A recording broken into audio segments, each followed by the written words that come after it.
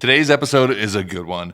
We are joined by Emelia Hartford and my great friend, Will Roegge. And look, we get into cars and we talk all about that, her Corvettes, so on and so on. But we dive into something that is really important to the three of us, which is filmmaking, movies, why they inspire us, and also why we all have aspirations to make them. It's a great conversation. I really enjoyed this one, and I hope you do too.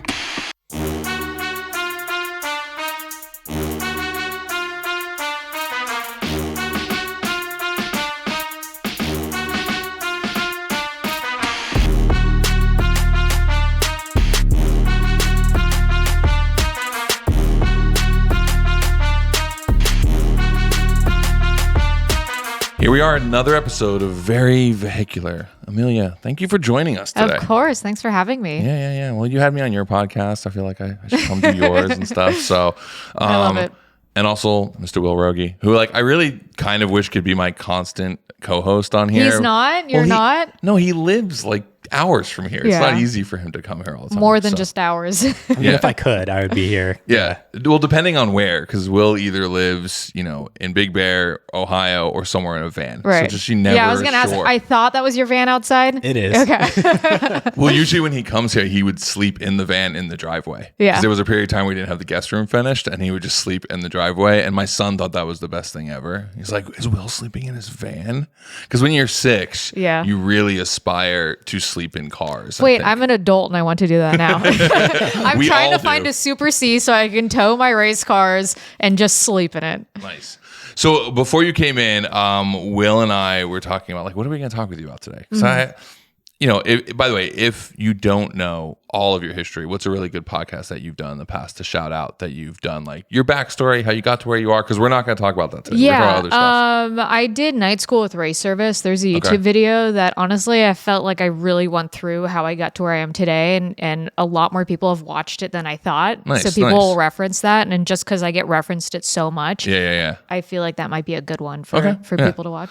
One thing I love about the team at Vyper is that they're just like us. They can't leave anything stock. Otherwise, they'd only make red and black stools. Instead, they are constantly releasing limited edition colorways. 2 of my favorites they've done, the Ghoul, which is glow in the dark, and the Voodoo, which is this really rad deep purple and black. And if you like camo, you can get a Vyper stool trimmed in official Real Tray. They've even done really cool collabs with friends of ours like Roadster Shop and the Drift HQ. Maybe one day, they'll do a Scotto edition. Although they keep telling me no one wants a stool that's missing half of its parts and doesn't ever roll. Anyway, check them out at vyperindustrial.com. That's Vyper with a Y. Being a full-size human at 6'8" with a head to match, wearing sunglasses or any glasses for that matter has never been flattering for this melon. That is until Heatwave Visual launched extra large sizes. That's right. See these glasses on my head right now? 152 millimeters wide. That's big enough that it even saves me from looking like Oliver Tree. You too can free that oversized head from those shameful too small glasses. Go check out all the extra large styles at heatwavevisual.com. All right, we got a big update to the Scotto fleet. Ashley did it. She finally sold her F100 to Mike Burrows. Regular listeners know that he has been hounding her for this truck for a long time. But a deal was made, and that deal includes him helping us finish her Land Rover Discovery. That means it's gonna need new tires. Great timing, because Toyo has just released the new Open Country RT Pro. This tire is an aggressive hybrid mud terrain and comes as tall as 42 inches. It has a 3-ply sidewall, it's got massive lugs, and unlike the Land Rover, it's durable and reliable. Check out toyotires.com for which Open Country works best for you. So, because our whole thing is I've been on so many podcasts and they always ask you the same 8 questions. How'd you get into cars? Right, How old were you? And you get to a point where you start to sound like Magnus Walker, and I love you, Magnus. But Magnus has told his story so many times, it's very good, right? Yeah. He could go do a one-man Broadway show on the story of Magnus. You did a TED Talk, right? Yeah.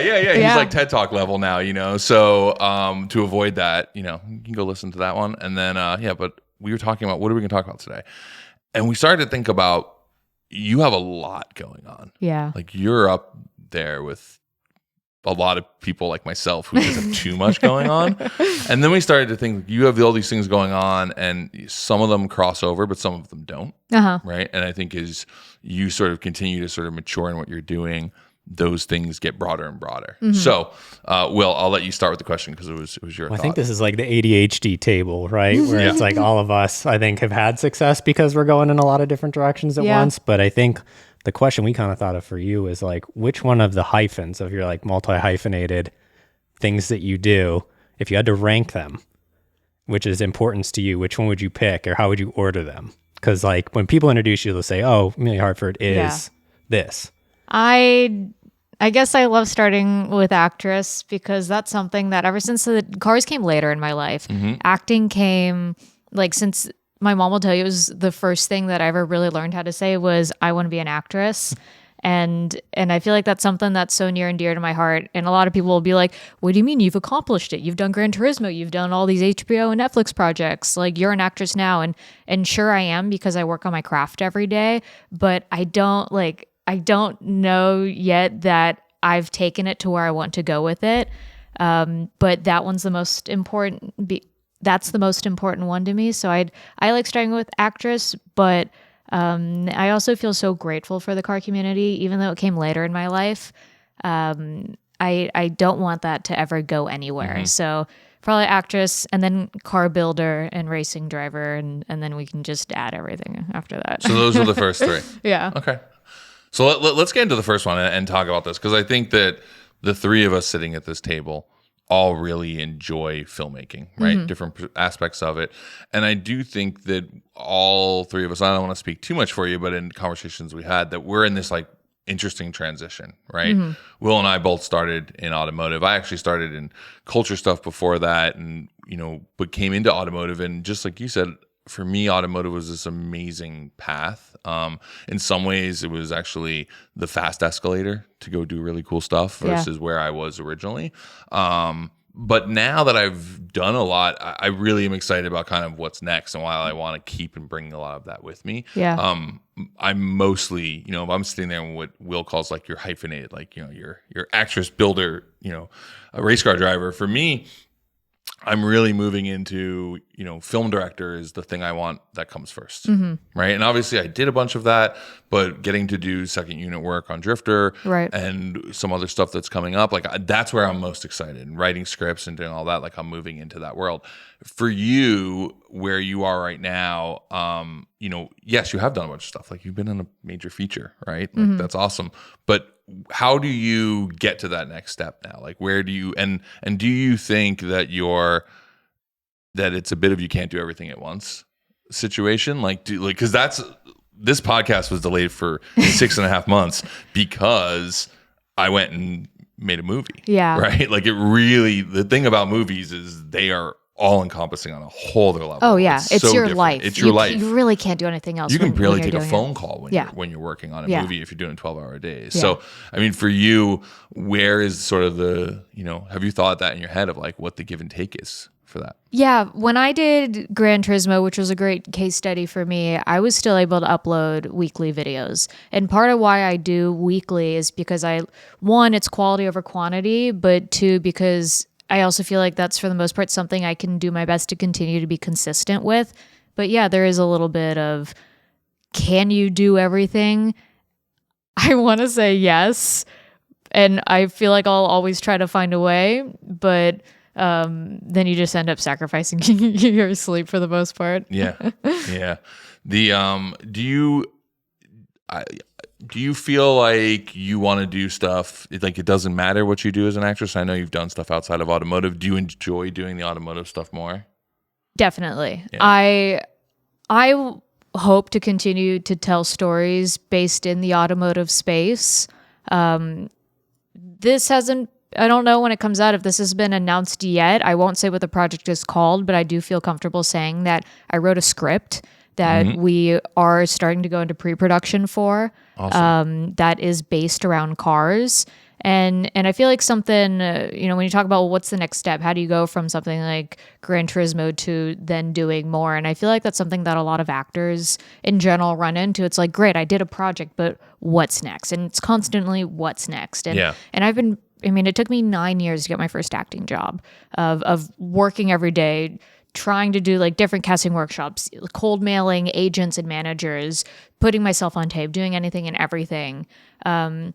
And I don't want another, so many years to go by before I'm just waiting for someone else to hand me an opportunity, which is why I decided to just write my own movie and why I continue to write. And I'm separately working on writing my life story right now. And I have a few projects in the works that I've been doing. And I feel like that was the biggest thing for me was, at the end of the day, I kind of do it on YouTube already of production. So why not take all of what I've learned the last 7 years of YouTubing and continue to do that, but use what I've learned as a tool to then create maybe longer form storytelling based projects. When you started YouTubing, did you think that was a road to acting, or did you think it was a tangential road? Yeah. No, I just wanted to get off food stamps and pay my rent. That was it. Because I worked in food and service for 6 years, and everyone I worked with were other actors trying to quote unquote make it in Hollywood. And I just, it was hard to live on your own in LA trying to get by. And I wanted the financial freedom. However you want to quantify that. For me, it was just taking care of the minimums in order to go to auditions and not stress that, man, if I don't do this shift, I'm not going to make my rent. Right. I think it's really interesting though right now because obviously Hollywood is in this major upset. No one kind of really knows what's going on, what's next. It's scary. It is scary, but I don't actually think that people like us have that much to be scared about. And I'll tell you why, because we don't come from the traditional side of this. Yeah, I feel the same. And it's in moments like this that the untraditional usually work out. Yeah. And what they're afraid of is YouTube. And we're the ones from YouTube who are now knocking at the Hollywood door going, hey, we think we can do this a little bit different. But I'll tell you, and I've had conversations with like James Pumphrey. I think he's a great example of someone who came here to become an actor. It didn't work out. Ended up going and doing the stuff with Donut. Yep. And then that has actually given him a position to go back to acting in a completely different place and with different leverage than he had. Because now he has a built-in audience. Yeah. And that's all people want. You could be, and I think this is sad in many ways for the craft, but you could be one of the best actors in the world and not have a following, and a producer's going to pass on you because you don't have a plus up for the film. Yeah. Right? Where if you come in and you're like, oh, I've got 1 million followers, that's already interesting because it means that not just is there, I think, the viability side of it, but you have already proven an ability to make people like you. Yeah, and you're not sacrificing talent for an audience either. Like at the end of the day, you're going to hire who's best for the project, but it does help to have a committed community who also just as a fan base want to see you succeed. Yeah, and I think that's where this is all interesting. And like, Will and I have been talking about, I'm working on a script right now. I'm actually working on 3 scripts because I can't do just one thing. But I'm working on 3 scripts, and we've got one that's kind of moving at the moment. And it's interesting because I feel confident about trying to go make it because of the people that I know, the built-in audiences that we have, and a community that wants to kind of support what we do. And I saw that a lot in obviously Drifter with Sung Kang because, super low budget. And I don't think when people think movies, I don't think they think low budget, but it's like the budget for that was the equivalent of like a Gymkhana budget. So to make a 2-hour-long movie is the same amount of money we spent on 9 minutes, right? And you think about that comparison, but there was so much plus up because so many people wanted it to happen, and so many people came out, whether it was Animal Style coming out and just sending it with their cars and putting all of their stuff in harm's way because they wanted to be a part of it. Right? It's a film made by the community for the community. And I think that there's something really interesting there for the car community because of how big it is, and there is that big support for everyone to go do that next thing. So I think we're all in this really interesting moment right now as creator. I don't want to say like creator turned filmmaker, but it kind of is. I listened to this other podcast, and it's called what? Forget. It's like a movie podcast. What went wrong? Oh yeah, I know that one. That? Sometimes, What went wrong is fantastic. It talks about, listen to it, it's great, and it talks about all the problems that happen on movie sets. And I love listening to it because it makes you realize that everyone has issues, right? I'm going to give you another one too. Yeah. Script Notes. I listen to Script Notes too. I listen to Script Notes too. It's another great one. Script Notes is fantastic. I mean, that's a gem in terms of just really good information. But they're talking, and it's a male and female host. I don't remember their names, and the male host sounds a bit older, and she referred to films as content, and he's like, "Don't call it content, it's art." And I thought it was something funny because I do think that there's like this little bit of this negative connotation around the stuff we make. Yeah, well, there's a negative connotation around the word influencer, around the word content, around anything that's challenging the norm. Do you like the word influencer? I mean, no, but I prefer content creator. Yeah, I like content creator too. Yeah. I think that's better. But it's interesting because influencer just sounds weird. I think there's just been too many jokes around influencer. Yeah. But and I hate to think of myself as an influencer. Like, I know. I don't like that title either because it's like it's a little slimy. Yeah, it feels like you're better than someone else because you're an like I don't like that. The word tastemaker is a way cooler term. Yeah, I'll take tastemaker. Yeah. But yeah. So, but no, I think that Hollywood has had this weird gatekeeping experience forever, really. Yeah. I mean, so much so that even just the town of Hollywood was able to gatekeep from everyone else making movies. But now it's open, and I think a lot of the studios are starting to say, okay, we need to do this differently. I also think that the days of the $200 million movie are over, and they're looking now at more indie, $20 to $30 million films, and make more of those and get back to that. We're also in a world where we're starting to see YouTubers on Netflix and major streaming platforms. I know, because they have audiences. Yeah. And it's crazy to think about, but it's what people care about, right? Like we all grew up caring about, Brad Pitt and the such like that. I don't know why I always go to Brad Pitt, but I do. He's great. But I think when you're talking about like a studio or talking about an investment, right? Like you want to know that someone's going to have an audience and a following, and this is the purest way of knowing that, right? Mm-hmm. Is saying like, hey, this person has a dedicated community that's behind them, that's following them and what they're doing. So it's going to translate to this. It's less of a risk, right? Right. And the community also trusts that they're going to do a project that's also going to make the audience happy as well and satisfy them. Totally. So the other day, Emelia, you shared an audition tape with me, and it's interesting watching because you're acting. Like that's not you. It's not like a side. It's not a side I've seen of you. Do you think that that's wait? That is such a compliment.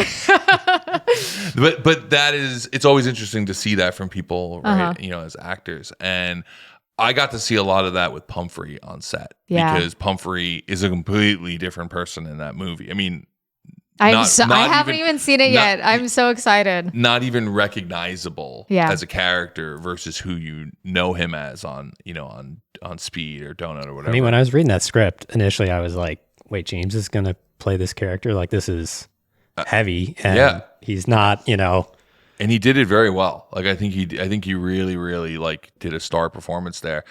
Interesting because I wonder how the audience is going to feel about it. Yeah. Because he's typecasted himself to a YouTube audience as the funny guy. And this isn't really a funny role for him, right? It's a very serious role.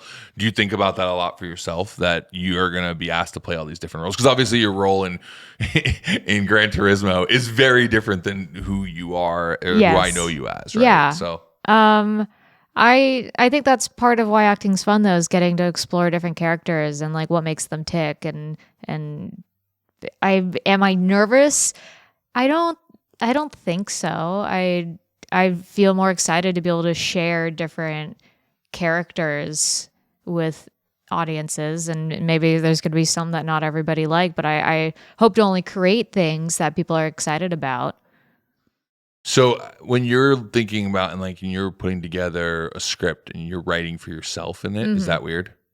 Or do you write a character, create a character, and then know you're going to become that character? As I'm writing, I know it's a character I'm playing. Right.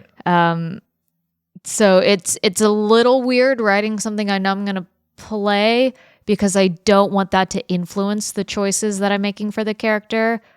But at this point, it's kind of just what I've done for every project that I've been writing so far. Mm. Do you can you share much about the new script? I mean, I know you don't want to give too much away, but you said it has to do with cars a little bit, something. I don't think I can say anything. All right, fair enough. I get it. I want to. Yeah. The thing I'm working on right now is it's like car adjacent. Like there's good car action and stuff in it, but it's really just a thriller. Yeah. And I just found that the more I started writing, the less I wanted to write about cars. Like the more I wanted to write dialogue and write situational stuff. The stories about the people and the cars are just encompass that more than anything. Yeah. It doesn't mean that it's not like the car itself is talking. So it's really a story about community and the challenges they face. Right. But a thriller is like that's the stuff that I get excited about too. It's like fun, action, heist, all of that. Right. Yeah, and I think that's like when I think about my favorite movies that are car related aren't car movies. Right. Like Ronin is my favorite car movie of all time. It has 2 good chase scenes in it, but it's not a car movie. I wouldn't consider Baby Driver a car movie, but that was good point. Amazing. Good or point. The Italian Job or any of that stuff. Yeah, and I think that those really win, where we were just talking about the Need for Speed movie and, some of the questionable decisions that they made in it. It's like, I think it's really hard to make a car movie. Yeah. Right? And because even like Fast and Furious, the first one was a car movie, but then and Tokyo Drift was a car movie. Right. But then the rest of them became action films that had cars in them. And those cars went to the moon. And we can talk about that in a whole different podcast. But I love the original Fast and Furious, by the way. It was really good. Yeah, I think it just like... to me, it's like, I think just being of that era and like being in the theaters and stuff for it and like just being like, oh, this has a finger on the pulse, even if it is not exactly, it's like, it's Point Break, Thanks for saying it. It is Point Break. It is 100% Point Break. Yeah. I mean, it's all of the same things as Point Break, but it's still great. Point Break is fantastic. Or Thelma and Louise. I've actually never seen Thelma and Louise. No? No. Yeah. I know it's like one of those things that's like on the list. I need to. It's hard to like go back and watch older movies, but it's on the list of things I need to go see. I love watching older movies. It's like a pastime of mine when I have time. I recently started watching a bunch of movies from the 70s because it's really the last era of practical car action. Mm-hmm. And so I've been watching a bunch of like movies you never hear of, right? Yeah. And I forget how slow movies from the 70s. They are. Because it's not like today where attention span is like 3 seconds. You need to punch it with a quick action intro. Like the setup for films was so different. I watched this movie the other day and the first 9 minutes had no dialogue. It was just a guy tuning his carburetor and then driving on some canyon roads. I love that. That was it for 9 minutes. I'm like, good. it's basically a Gymkhana film. So, talking about favorite movies, what are yours? Give us the hit list. Well, I was going to ask if you've seen The Thing. Yes. Okay, good. Yeah. Yeah. I love old John Carpenter films. I'm really into Tarantino for some of his modern stuff. Obviously, Pulp Fiction and Glorious Bastards. I'm a sucker for the Mission Impossible franchise. That's okay. Oh, so good. That's okay. Yeah. God, what else? 3 Billboards was one that I loved so much. That was really good. That was really good. Yeah. It's not like I just have like some like $1 Million Baby I love. Very good. Very good. Yeah, I would just start naming random films versus lists like this is my favorite, this is my number 1 favorite, this is my 2 number 1 favorite. I don't feel like I can favoritize films like that. I feel like they're all different in their unique way. I definitely have a list. Do you have a list? What's your list? No, I definitely don't have a list. I'm curious to hear yours. What's your all-time favorite movie? Goodfellas. Okay. Yeah. Goodfellas. I mean, for multiple reasons, but like I grew up in Queens, New York. It's set, in New York. A bunch of it was shot in Queens. Yeah. My neighborhood was like that. Okay. I grew up around. I mean, it was not abnormal for a friend's dad to go away for mob activity. Like it was really like a glimpse of like life in that aspect. Mm-hmm. And then so like that, and then it just came in an era, and like it was so quotable. Like there was just lines in it that I just loved. Like always wanted to be a gangster, for as far as I can remember. And then was like, go get your fucking shine box. Like there's just such great moments in that film. And I also think it's one of the early films that made me think about how it was shot, like some of the scenes, like where they're like going in through the back and they go through the restaurant, like through the kitchen to like get into the club. And I remember like thinking, man, how are they shooting that? And like it was one of those things that kind of pulled back a bit. I'm also just like big Scorsese fan to begin with. Like, yeah, of course. The legend. And then after that, I would say Ronin's definitely up there. Lock, Stock. I'm a huge Guy Ritchie fan. I like it more than Snatch, but they're both very good. I dream to work with Guy Ritchie one day. Ever since his BMW commercials with Madonna, we were just talking about this. So here we're coming full circle. So for me, the two things I sort of give credit to for making me want to get into films is the Higher series, which but specifically Star, which was Guy Ritchie's Madonna's BMW film, and Ronin. Like those two things, because those were, I think it was this great mix of action, comedy, and cool, just like vibe to it. I can't explain it. It's just so good. Like when they catch air and like goes into, I think, classical or whatever, and then throws her out, coffee all over her. It looked like she pissed herself, which is like so good. And I love it too, because I always used to think about the relationship between Guy Ritchie and Madonna for making that scene, because it was seeing Madonna in a way you really never saw Madonna, right? Like Madonna especially at that time, I think was just so fashionista.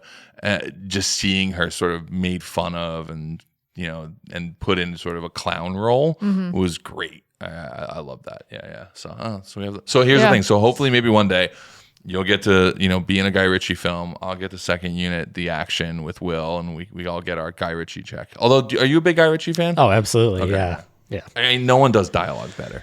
No, it's so good. And all those films, I think for me, like you said, like Snatch and Lock, Stock, like all hit at the right time where it was like I was watching a lot of DVDs. I was in college. I had time to be able to like watch those and absorb a lot of movies and a lot of films. So yeah, those were pretty pivotal. I think for me though, like just growing up, like I love action movies. Like same. Love, like we were talking a little bit about like Rush Hour before this. Rush Hour, all the early like Jet Li and Jackie Chan stuff. I just love so much because I just love a good blockbuster. Go in and just watch insane physical action or physical comedy is really good. But Mission Impossible holds up so well. The first one, like I went back and watched Mission Impossible 1 recently, and I was like, it's shot beautifully. The performances are really good. The story's really interesting. Like I think you understand why the franchise is so good because like it just builds off of that. Yeah.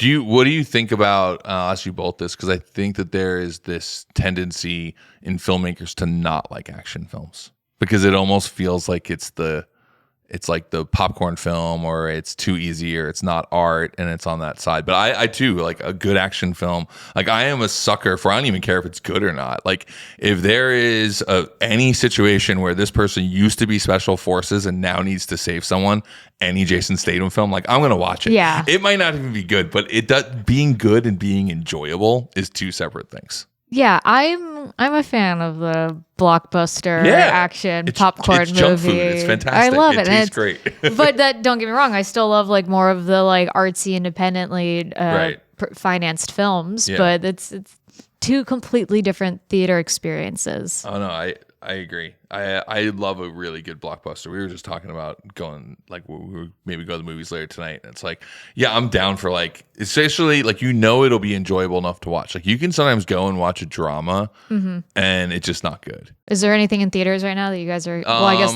we were just talking about going to see Running Man. I want to see Running Man. That's one. Yeah. Yeah. I'm curious. I've heard great things about it. I'm curious to see. Everyone's like slamming it because it didn't make the box office numbers they thought it would. Yeah. But I'm excited to see Glenn Powell's performance. Yeah. I'm excited to see Edgar Wright, who did Baby Driver. Yes. And I'm excited to see them work together and see, the amazing work that I feel like they do together. Yeah, no, I also loved that movie as a kid. That's where I'm dating myself. But that was like such a cool concept. And it's funny because back then it felt so surreal, where now I'm like, you definitely could make that show. Like you could definitely make a TV show where people just try to survive the game. Stephen King book, like originally it's based on. So it's like, it's great source material. And like you said, I think in the time that it came out, because was that 80s, like early 80s that was out, like the original, like, you probably just didn't have the resources to do it, like the way you should. And now it's like, I was actually listening to a podcast with Edgar Wright about it, and same sort of thing, like all Edgar Wright's films, like the early ones. Was it Smartless? No, it was actually, because he was probably doing a press tour, but it was like Roger Deakins' podcast, so like a cinematography podcast where he was talking about it. I haven't listened to that podcast. Yeah. Rogers is good. Edgar Wright's another big. I feel embarrassed that I spaced on his name, but he's another big one for me. Yeah, I mean, I still think Baby Driver is the only modern film to get car action right. Like, and I'm saying in the last 2 decades. So I think there's ones that have had snippets of shining moments, and then there's like one camera angle that just blows me right out. I think with Baby Driver, I guess John Wick, you wouldn't really consider that car as much as they have a couple moments I think are really good, and I think that they've gotten close. But you don't think of it as more of a car film. But I think there's a difference. I think there's some really good action in John Wick, and I don't think that maybe the way they captured it is right. Right. Sure. Then there's other moments where I think that Baby Driver, the opening scene, is really sort of just spot on. Like it just feels really good. It feels really energetic. It works really well. And I'm not a big fan of music over driving scenes, but I like how they worked in like the iPod and like, you know, the whole like that, like tying it all together in the edit. I just think it feels really good. I think there's a couple great moments, like obviously the thing that Tanner did with Keanu where they have the door off and they reach out and get the gun, but I actually preferred watching the testing for it than it in the film. I think it's funny we've never once mentioned the F1 movie. We can talk about the F1 movie. I think it doesn't look better than broadcast, which I think works fine for the film, but other than like the one kind of trick camera thing that they did with like the 180 spin that now is in every single drift video since then. I don't know. I thought that I didn't have any problems with it. Like it didn't bump me. Did you enjoy it? Take me out. Yeah, I did enjoy the film. Yeah. I thought the film was really good. Yeah. So I thought the film was really good, but I didn't leave going, oh my goodness, that was some of the best action work I've ever seen. It felt, I don't know, maybe slightly elevated from like broadcast, but I think that's what it should be. I think if it was too stylized and it felt too much not like broadcast, I don't think it hit the right demo. It wouldn't really land. Do you know what I'm saying? Like I think if you tried to make it in the like what was the Sylvester Stallone like Driven was it? Yeah, the one with like and like it was like Champ Car, IndyCar or something like that. Like I don't remember that movie well enough to dig into it too hard, but I think there was a lot of scenes that I just remember feeling like way ridiculous. I mean, not just like leaving and driving on streets, but just I think that F1 did a very good job of just making it feel like a race.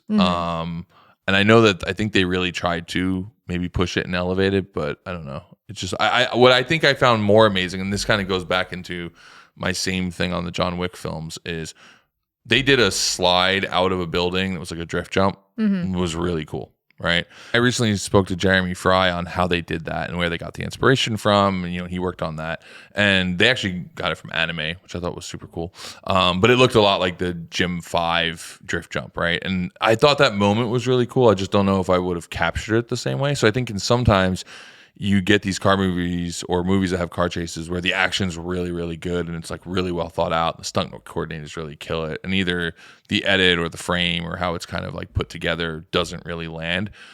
Where I think in F1, what is really impressive to me in F1 is that you actually had Brad Pitt like driving at speed and like figuring this out, right?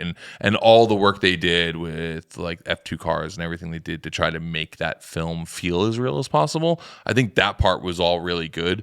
And the photography in it, I think it's a B plus, but it's definitely not an A to me. I don't know why. It didn't really stand out. Like but it also didn't take me out. Which I think is so I think is so important. Like when I'm watching a movie, I don't want to feel like you're trying too hard with the cameras. I don't want to be like, "Whoa, what was that?" Right? Like, why did you do that? Right? I just want to be in the movie. I don't want to be removed Sinners? from it. I did. How did you feel about that? And when they're in the probably about the midpoint of the film when it changes complete direction into the steady single shot of the different types of musics. Yeah. I loved Sinners.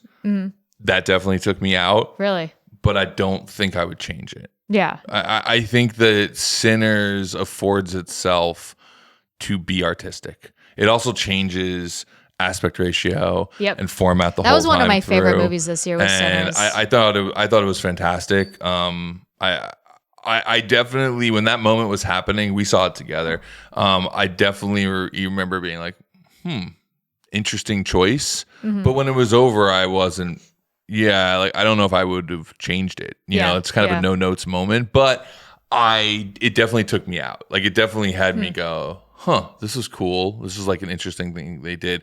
But I think that movie is the kind of movie that allows for moments like that. I don't think F1 is. Right. No, right. Of course. That's fair. That's fair. And I don't think F1 did do anything that really pops you out. I think it does well. And I think that 180 camera that they were doing, sort of the control camera, you've probably seen a ton of shots on Instagram of people replicating it. I thought it was cool, but it got really, really blown up. And I just feel like they could have done better stuff with it in the film. I actually think a lot of the stuff I've seen kids do with drifting with it is way cooler and a better use. So, but I want to hear Will's thought on this because I know that he's got some thoughts. And we never got a chance to do a pod when F1 first came out. True. So, did we saw it together? We did, right? I think we did. Yeah, we definitely saw Sinners together. Which Sinners is phenomenal. And you're just like in your mind, you're like, how is Michael B. Jordan doing both of these characters that are so different that are and brothers? I didn't know going into it he was playing two characters. Yeah, it's fantastic. Yeah, I don't know if they kind of hid that in the trailer, or you just kind of assumed that was the same person because it wasn't established enough. Like I don't remember. But I can't imagine how hard it is for an actor to do that. I mean, you've got Tom Hardy did that one with, I forget the name of that film, but I'll watch anything Tom Hardy. Me too. Me too, girl. Are you watching, not to completely tangent, I but feel like we're jumping on this question. Did you watch Mobland? I've been watching it, yeah. So good. Anyway, keep going. So my favorite scene in F1 is actually the opening one because I think opening is fantastic. That sorry, finish what you're gonna say. Yeah, because I think what you're talking about is I think that it worked from their coverage because like think about trying to integrate with F1, right? Like we just shot at a live event, right? And I've done that before for a show also where it was like, oh great, you got to integrate into this. You only have this much time on track. You're not really taking any chances because you can't. You know, you're like, you have this much time in the event schedule to capture it. So you're not going to be doing big dramatic things. But for the opening in F1 with touring cars, they were at Daytona for 2 weeks filming, around the event. So they could go on track. They could have the helicopter. They could have the firework explode in the middle of the track. They could script all of this action happening. And like, for me, that was so much cooler because mounting cameras on an F1 car is literally the hardest challenge ever. The vibrations are insane. Traveling at speed with the car is hard. But like, as you know, shooting a GT car, it's a lot more accessible and there's a lot more points you can put things. So, and they don't cost that much to run versus an F1 car. Yeah. So they did a really good job with the opening scene. The opening scene was fantastic. my heart was racing after, and I'm like, oh, hell and yeah. it sets such a great tone in the beginning. Yeah. I think it's really good. Yeah, we obviously have a couple friends who are involved in that. I thought they did a really good job. I think in general F1 was good. I sort of hate the hate for F1. There's hate for it? Oh yeah. You mean just for the series or for the movie? No, for the movie. Okay. There was a bunch of sort of F1 fanatic hate for it because I never saw this that. would never happen, or like this is, this, like people getting too particular about it. Yeah. And I don't know. It's interesting to me because those same people probably love Days of Thunder, and it's like, well, that movie wasn't realistic either. Which I'm like, excited for the next. They're bringing. Yeah. Back, The whole combination between those two will be amazing. Yeah. But there's definitely a bit of I don't know. There was a bunch of people who were just trying to be, internet. Oh, that's not how they would do that. That's not how you do that. Like that couldn't happen. And it's like, I don't know. You have to suspend a little bit of reality, I think, for making a movie like that work in, a 2-hour window. Yeah, if you want to make that show last a mini series for 6 episodes, maybe it could be a little bit different, but you got to move through stuff a little quicker. You can't explain everything and all the kind of like driving stuff that he was doing. And, and they're like, oh, you can't do that because of this, because of that. It's like, I don't know, just let it live. So I actually, because it's funny because when we talked about before, I said it hasn't been, when I think of driving, I think of really sort of crazy car chase, like driving at the edge stuff. Right. I don't often think about motorsports movies in that package because typically I think in motorsports movies, I'm okay with it feeling similar to what the broadcast is and maybe punching up here or there just so that, it has maybe a little bit more of a cinematic version of the broadcast. I don't know. I think you skipped over a few that were like definitely sweet car movies that have come out that have good driving in it. Like Rush was great. Ford versus Ferrari was really good. But I think like you're talking like a hyper stylized type thing, which is Ford versus Ferrari to me, right? The action might not be so crazy, but the Christian Bale driving shots are really good. Yeah. No, I thought that movie was again. I think when it comes to racing, there's been a bunch of good stuff. You love the practical on screen, and that's why I think the Baby Driver intro you like so much, right? Yeah. It's because you're really seeing a car doing this. Yeah, it also feels like Gymkhana 1. Right. Sliding under the semi-reverse. Yeah, I like that. I guess when I say car stuff, it's less the motorsport stuff because I think there's enough. I think there's enough stuff out there for inspiration in motorsport that it gives cinematographers sort of a reference of how to film it, where I feel that in the car chase world, we've left the great car chases of yesteryear, Bullet, all these sort of kind of classics from the 70s and early 80s. We've sort of forgotten about those, and we've moved into a CG world, or we've moved into a world where even if you're shooting practically, you're shooting the car in a way that it feels it's more camera tricks than it is car tricks. And I'd rather see something that's the car doing something cool than being really tight on the front fender or the front headlight and a lot of camera shake and all that to sort of create something that feels that way. And I don't know. I think Baby Driver broke that. Like Baby Driver was the first film for me where I was like, this car chase feels like I understand what's happening. Yep. You're telling me a story. I can follow this and I get it. And I've always said, and it's not a car movie.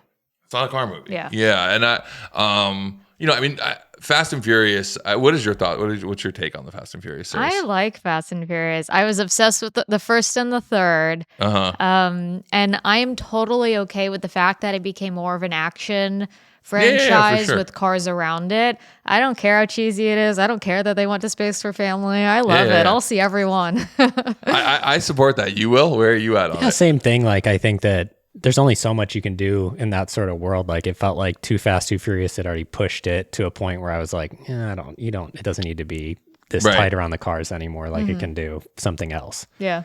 I certainly wish that they had stayed a little bit more true to car culture on some things. It very much felt like Hollywood's take on car culture on a certain stuff. And especially when I say culture, I really mean the cars. Well, like, I think at a certain point, the car casting was really good. I mean, there was a moment where, you've got Paul Walker's, characters driving a Mark I Escort, which was like, oh man, that's really cool. Like, that was even early for people to think that was cool.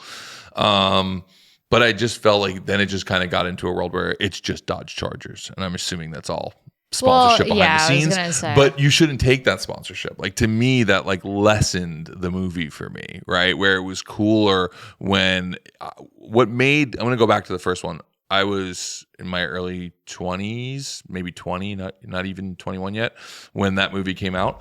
And what was so cool about it was like they checked all the boxes, right? They threw in, they had obviously a collection of great JDM cars, and then they threw in like one shitty Volkswagen to, try to service the Euro kids. And, but then they had, the muscle, like they had all this different stuff. I thought that was really cool. Like, there was this nice little nod to people of all these different things, different entry points for it. Where I think in the later movies, you sort of lost that, and it just became, and look, I get it. There's an entire audience that loves Mopar, but it just felt that there was less variety in what we were seeing, and it was more of, can we make this cool thing to do this one scene, and we don't even care if the car really looks that cool, and whatever. So, and it's funny because my son just got a bunch of Brandon Cotto just bought him a Fast and Furious. He bought him the Charger, and so he loves it. And I'm like, yeah, that's a car to love. Like, that thing is super cool. Like, that is a super cool car. And then he also has the Rally Fighter, and he liked the Rally Fighter until he got the Charger, and so the kid's got taste, and now he doesn't like the Rally Fighter anymore. It's like, that's just a weird car. Like, I don't know why that car was ever in the film. And no knock to Local Motors. I appreciate what you tried to do with that thing, but it just like isn't cool. So I think that they lost that, and I wish some of the action stayed like some of the earlier stuff. And the early action was still already ridiculous and unreal. I think going to the moon and like some of it just gets over the top. I don't know. Those are things that take me out. Where I'm like, what? But that doesn't mean I don't still go see them all in the theater. So I can't say I don't like it.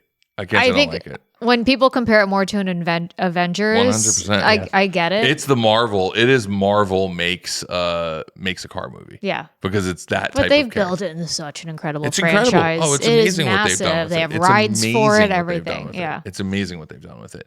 I think that, going kind of back on that, I think that an interesting thing for me is how much it has influenced modern day car culture. Yeah.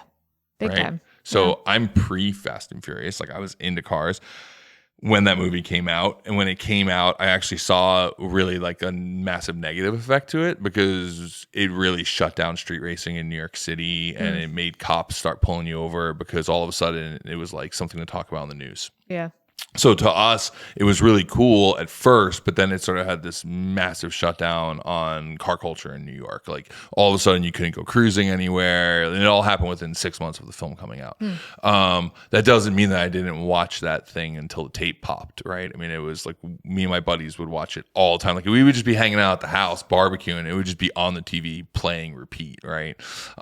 Certainly loved it. But I think that you look at the next generation of car culture and like so much of it came from that movie. Like how many people would be into cars today if that movie didn't come out, which is definitely super not as cool. many. Yeah. But it's been 20 plus years since that movie came out. I mean, 2 decades is crazy for a franchise to run that long. Do you think this next one will really be the last one?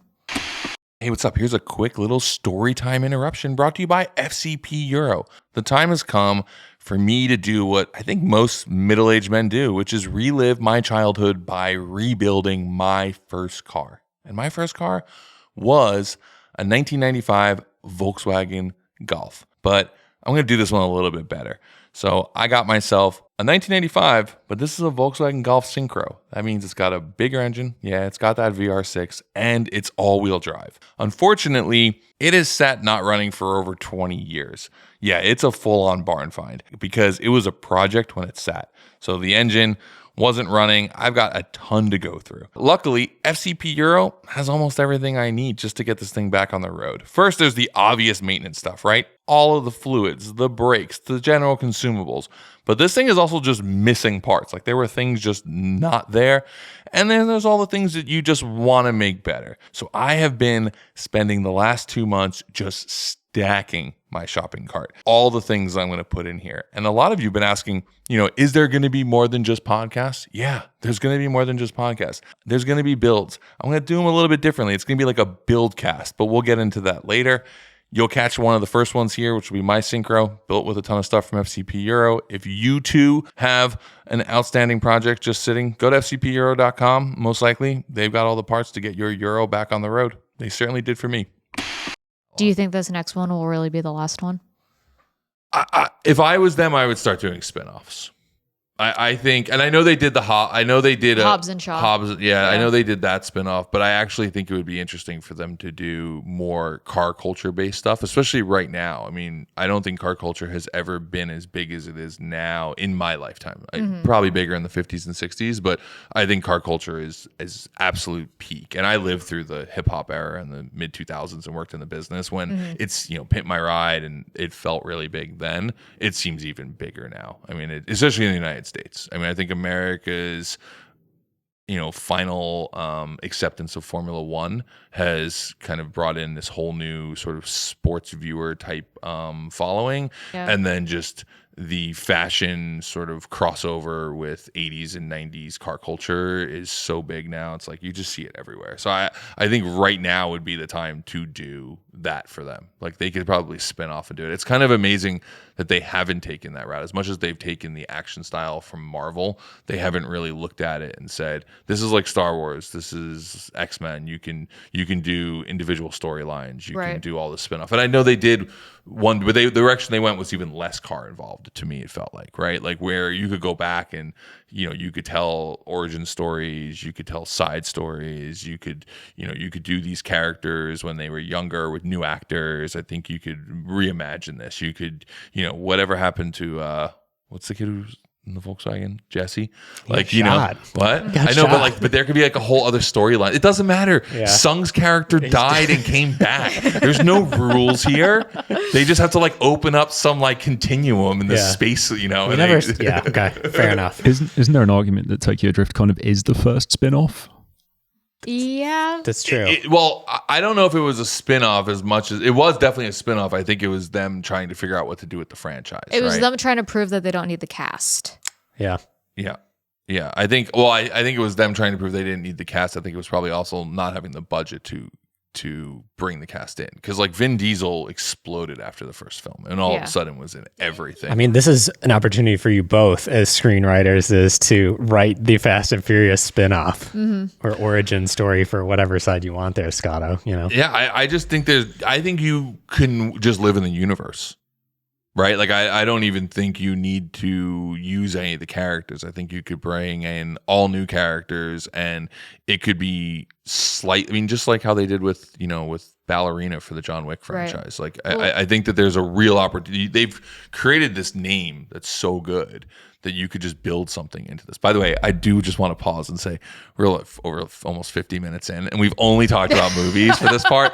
So I love it. This is great. This is what this podcast is supposed to be about. Very vehicular. Today it's very cinematic, but whatever. Well, I will add and say I do know that they've tried to do spin-offs and there's been spin-offs in the works, but then they just haven't gotten traction, no pun intended, for the reason that the films are still out. From what I understand, I don't think they wanted it taken away. I don't know that for a fact, but I do know they've tried doing it, but I don't know if they're waiting for a later time or what. But, Interesting. Yeah. Interesting. I'd love to read one of those scripts. It'd be interesting to see where they go with that. Yeah, right. I think what would be interesting for them, and I don't want to give them all the good ideas, but they grew to this point where they were completely leaning on the shoulders of really, really big actors who require really big money to be involved. Well, I don't think your next budget can ever be cheaper than the previous. You have to continue to one-up yourself, and then you get stuck in this position. Trust me, I know that with the Gymkhana films. Like, all I ever wanted to do with the Gymkhana films was hit the reset button and go back to doing something basic, but you just feel like you can't. You feel like you can't do it. Was every Gymkhana after the first just more and more progressively expensive to make? Mm-hmm. Was there one that was ever cheaper than one previous? Let me try to think. They were maybe close. The first Gymkhana was $30,000. Yeah. To think how cheap that is. I mean, it's not even in the same, like, 30 grand is. Yeah, to what you guys probably spend today. I mean, I've heard. That's like your coffee budget now. I've signed off on 30 grand without even thinking about it. Like, that's only 30? Wow, that's a bargain. Yeah. It's like, I'm pretty sure you can't even do a day for that anymore. No. A day is six figures easy. Yeah. So, it's really ballooned out of that. And part of that's just there's an expectation level. You do things different. First ones were shot on HVXs. Now we shoot on cinema level cameras. So, that's all really shifted. But I think there's also just, if it's doing well and you just keep spending on it and it keeps doing better, but there's a bit of a trap there. Yeah. Right. And at a certain point, there's something fun about making something scrappy again. And I also think that to me, I mean, do you guys watch Star Wars stuff much? A bit. Yeah. I don't watch a ton of it, but I was into the first films when I was a kid, obviously. And I'm not by any means like a big Star Wars person, but I've really enjoyed a lot of the spin-off stuff. I think Rogue One maybe, and I know you share Rogue this. One. Did you watch Angor? Yeah, and these to me are better than some of the films, right? Like, they've found a new storytelling elsewhere, and I think that Fast has that capability. Yeah. I think they have the capability to go find a whole other storyline that just lives in the universe and not chasing it with big actors. I think it would be really interesting to go do, something with a Netflix or whoever. Who are they owned by? They're Universal, right? Yeah. They could go somewhere there and find an entirely new storyline that maybe runs through streaming that does it differently. I think that could be very interesting because they've gotten into this world where you're being ran by big stars. And when you're that big, the big stars have a lot of say. Yeah. And the big stars only want to do certain things and they don't want to do certain action and they don't want to do this anymore. And I get it. Like, it's you're getting older. I mean, all these guys are older. I'm old. Like they're all 10 years older than me. So you got a whole crew of people who are in their 50s and going into their 60s. They've aged out of making this movie, right? And bringing in a younger audience that's excitable and wants to kind of do that and be more involved, I think could be really interesting for that series, because it's one of the biggest, not even just in automotive, it's one of the biggest film franchises. Huge. Period. Yeah. Period. It is. It's in its own way, and I think as car people we forget that. Yeah. Because I think there's a negative note about Fast and Furious. Even if you love it, you're going to make fun of it, right? It's like part of it. It's like it's part of our meme culture in cars. And I think Fast is in this weird place right now where I didn't like the last one. Mm-hmm. Did you like the last one? I mean, when I say didn't like would I watch it on a Delta flight? Yeah, for sure. Twice maybe. Would I go to the theater to see it? Yeah. Would I watch it at home? No. And that's an interesting thing to say, but like I enjoy the theater experience so much it's worth going to the theater for, just to go see it. But like, would I go watch it right now? No. Would I go if when we're done with this podcast, you're like, you guys want to make some popcorn and go watch Fast 1? 100%. Like the original Fast and Furious was so good. Tokyo Drift also really good. A bunch of them were really good. I think the last one just felt, I don't know, it just felt like nobody wanted to be there. But I don't know. Where are you at on that?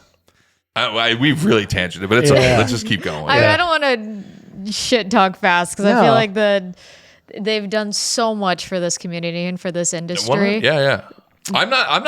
And if they called me tomorrow and said, "Hey, do you want to be the next one?" I would be like, "Don't pay me, I'm there." Yeah. But by the way, I think every person sitting at this table would 100% work on the next Fast. Yeah. And that's not short of giving it some criticism, right? It's fans acknowledging that. You know, we'd all love to help just to grow it in a different way. I would argue that it is one of the most influential things to car culture in the past 20 years. And also bringing, like, I would say that the video game culture. So like Forza, the, GT. Gran Turismo, like all Need for Speed. I think all of them did an amazing job of bringing the outsiders to go, wow, car culture is pretty cool. And then I'm a little biased, but I do think a lot of the Gymkhana stuff really helped like an audience that didn't know that was there. Funny thing, Ken Block never saw a single Fast and Furious. Really? Yep, never saw one. Didn't watch a single one. At a certain point was like, I haven't seen them, so I refuse to see them. Yeah, I think it became that way. He said that he knew enough about the first one that he had no interest in seeing it. Ken hated anything that felt faked. So he was like, he just had no interest. And a concept that the two of us had, unfortunately, we were never able to make, was Ken Block watches Fast and Furious and his reactions to it, and to do just a reaction series of like Ken like watching it. But yeah, he never saw it, which I always thought was really interesting because people would like ask him questions about Fast, like on autograph lines, and he'd be like, I have no idea who, what? I don't even know who you're talking about. Wow. Like he has zero understanding of the film, which I always thought was really interesting. So it's just not his kind of thing. Yeah, I will say that they do a great job. Like you said, I think the spin-off potential is there because the world building is really good. Yeah, the world building is massive. Tokyo Drift, like with Justin Lin, was incredible because you believe that world really existed. Yep. The first one feels like a community exists. Louis Leterrier did a really good job too, stepping into a franchise like that. Yeah. So it's like that does exist. And that's actually a question I have for both of you guys is like doing screenwriting, coming up with your own stories and things like that. Do you like having a box to kind of work within, or is it too broad? Like if I was just like, hey, you can make whatever you want, no budget consideration, no character or setting kind of considerations, wide open. Do you like working like that? Or do you like having some constraints where it's like, hey, I kind of know that it needs to be this much, needs to exist in this sort of world? Or is it like as a storyteller and creating something like having free reign is kind of... Well, I feel like, at least for me, if you have free reign, it's a little excessive. Then you find yourself just doing the most like arbitrary things you can. When I'm writing, I have a budget frame in mind, but I'm not like, oh, I'm not going to write that scene because it's going to put me over. I still write the scene, and if I need to tailor back, I will. By the way, I just want to say it's such a fantastic question because I think as a creative, I spent the first half of my creative, time wanting more, wishing I had more budget, wishing I had more opportunity and I had more, less constraint. And then I hit a moment where I realized that the constraint was what made the creative good. Mm-hmm. I mean, you go back to Hoonigan Daily Transmission. We didn't have that much money to make that show. The rule was you couldn't leave the yard. The rule was the minute that the gate opens, it was going to cost us money.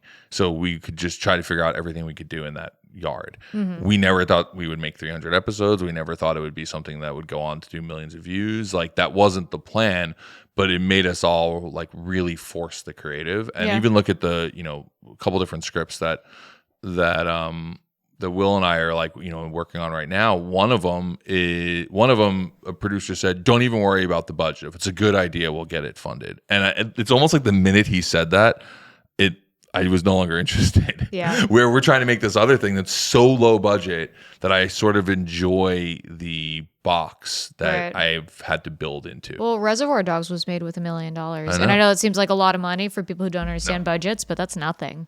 So was Swingers. It's like those two movies, and that whole both those movies came out around the same time. Like those were fantastic films for what the spend was. And you go back and you watch them, and there are inconsistencies everywhere. Like you watch, and you're like, oh, that changed. They're wearing something different because they probably didn't even have a script supervisor managing it because they couldn't afford it. It was just like a bunch of people wanting to make a movie. And the original Fast was massively budgeted because the original Fast and Furious was supposed to be shot in New York City and they couldn't afford it. So David Ayer rewrote the film to be more of a popcorn film and have it be shot in California because it was just easier to make something in California. And David Ayer wasn't involved after the first one, was he? He did the rewrite. So after that, he was not involved. He got out of it then and felt pretty bummed that he did because he kind of wished he had stayed along for it.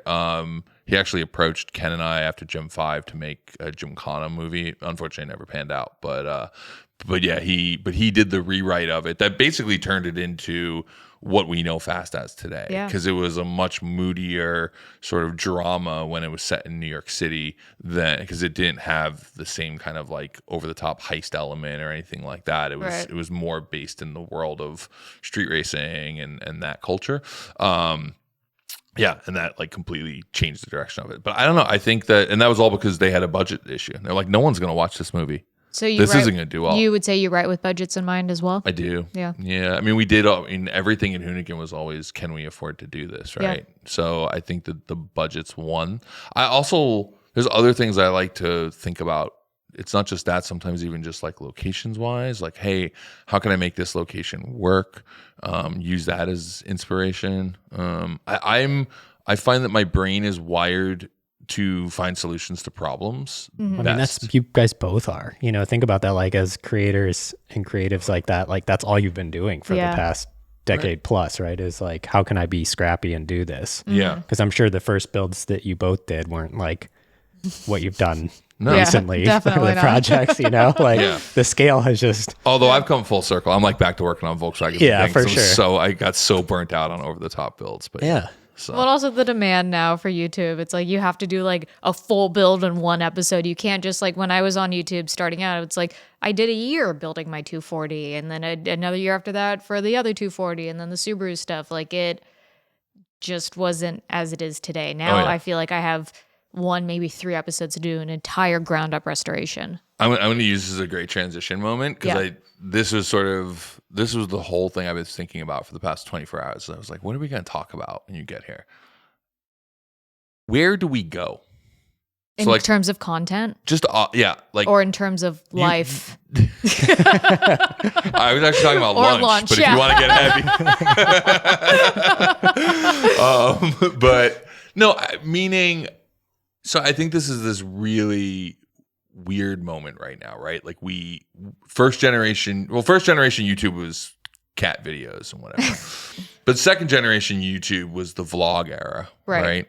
And now we're in this interesting third generation of YouTube where I think the line between YouTube and television is blurring more and more. Yeah. And then like, where does it go from there? Do we just go make TV? And then all of a sudden we ended back up where it started. I think this is interesting as I watch a bunch of, what are now the seniors in the space, people who've been there for a while, think about how many other people are making the stuff that you make now. Yeah. Right. And one, you're oversaturating the space. There's so many people out there, but there's also just the want to do something new, to do the next thing, to kind of continue to improve. The first episode of Very Vehicular we did, I think Vinny dropped a bombshell because he told the audience that we absolutely hated making daily transmission, and people were shocked by it because no, it's like we just sat there and watched other people drive their cars. Right. It wasn't a lot of fun, and it was fun for the first 20 episodes, but on episode 347, it was kind of old, and we used to batch film them, and it became a job like anything. Well, does. and that's the thing too. And just to tag on to that, I'm sure when you guys were filming this versus that, oh my goodness, you were filming like not 20, that's an exaggeration, but filming 10. eight a day. Yeah, 10 episodes a day. Yeah, so we would do in the 2 to 3 days we were there, we would do 20 plus episodes. And I could see how it'd stop being fun because it's not like, let's have fun, let's banter, talk about it. It's like, all right, from this time to this time we banter, from this time to this time we got to be racing, from this time to this time the other driver's already getting ready to line up, and it becomes more production. So at that point, when are you blurring the line of film versus television? Do you want to talk about cars today? You think we should talk about cars? Or you want to just skip right over and just make this a media episode? I'm good about it. I'm cool with What'd you drive here today? Anything fun? Usually I drive a Nissan, but I don't have a press car right now. So I drove my Cadillac CT5V Blackwing. Ooh, I really like that supercharged 6.2 liter V8 6-speed.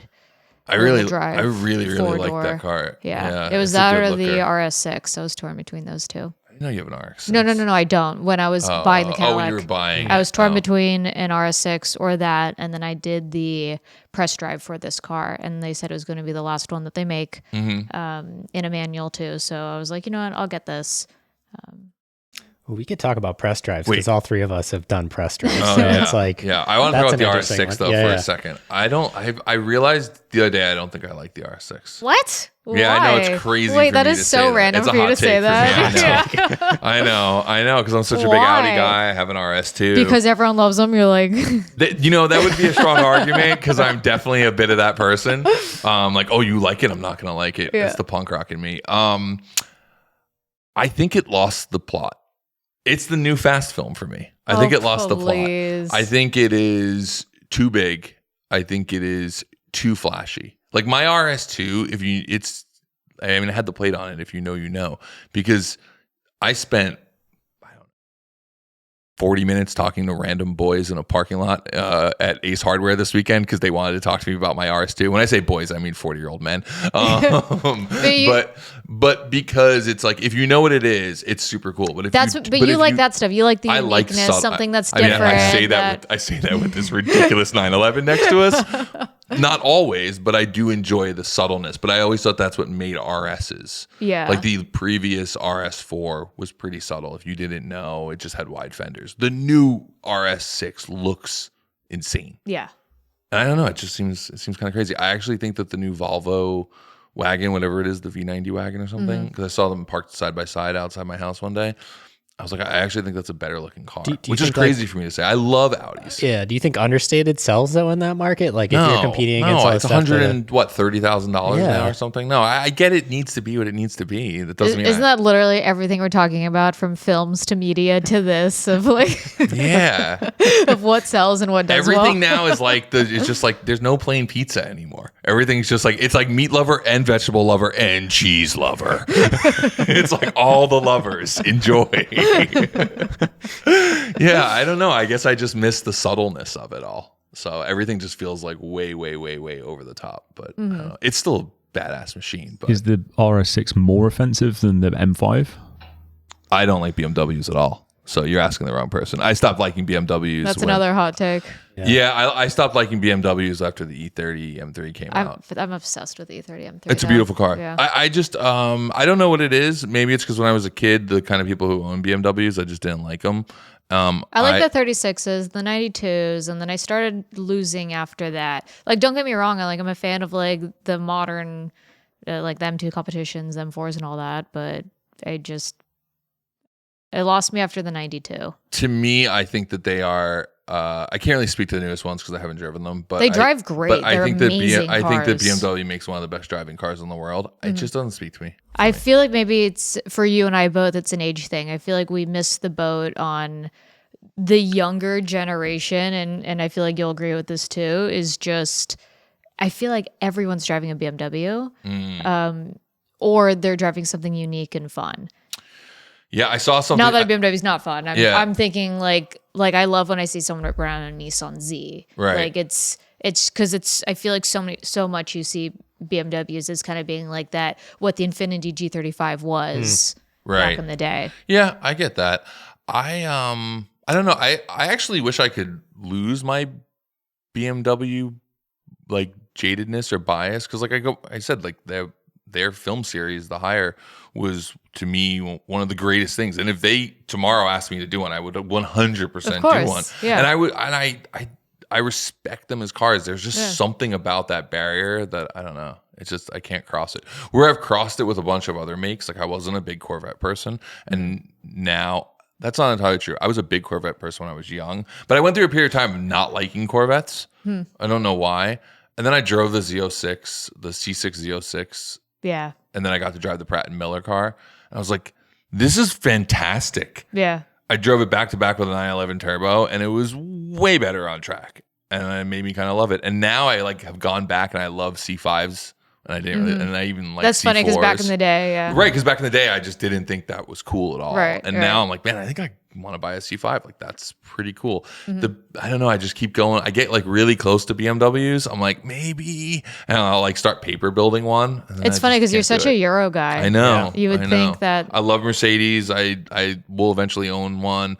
You know, obviously love Porsches, love Volkswagens, love Audis, love all of it. So, but it just never I think clicked. like Emelia said that there's this thing for people younger than all of us at this point where it's like BMW fits this sweet spot of a car just being old enough and being performance and rear-wheel drive and kind of cool looking. But it's the generation that we probably all skipped over. Yeah. Because it's like that secondhand sort of market where it's like, oh yeah, like the 3 Series from these years is now like really attainable versus...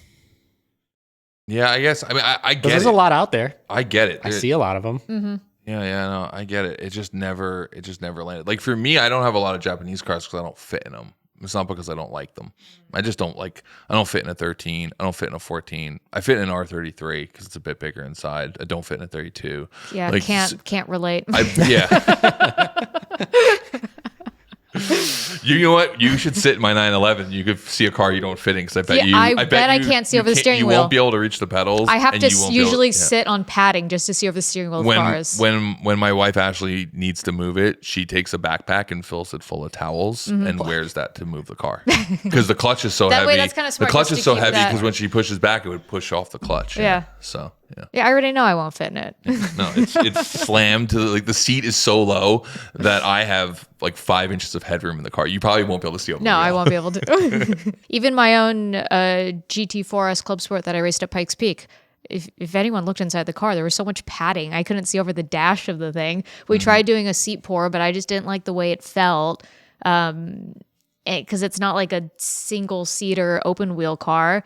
We just stuffed a bunch of padding in it that I used in order to be able to see over the dash. So, all right, we jumped through. You started talking about actress. You talked about car builder. We didn't really talk about building cars, but that's fine. You talk a lot about building cars. You I have a built some channel for that. You have a whole channel for that, which is awesome. I want to touch on one thing on that, though, because we're talking about, you know, I have mostly Euro cars, but I also have some muscle cars, and I've got some trucks. You have an interesting taste because you have some really, really cool Japanese cars, but then you also have like a really interesting interest in older American cars. Yeah. Where do those two come from? Because it is sort of, to me... Well, I can tell you exactly where it came from. Yeah, well, to me, there's like a massive split there, right? Like I have a Nova that most of my friends who like Skylines and Silvias and whatever could care less about. But you sort of have blended those two, and you have an audience that enjoys that blend too. Yeah, which I'm so thankful of. But how I got into cars was being the only one in Bloomington, Indiana with an Infiniti G35 when everyone else had American muscle. My second car was a Nissan 240SX with an LS1.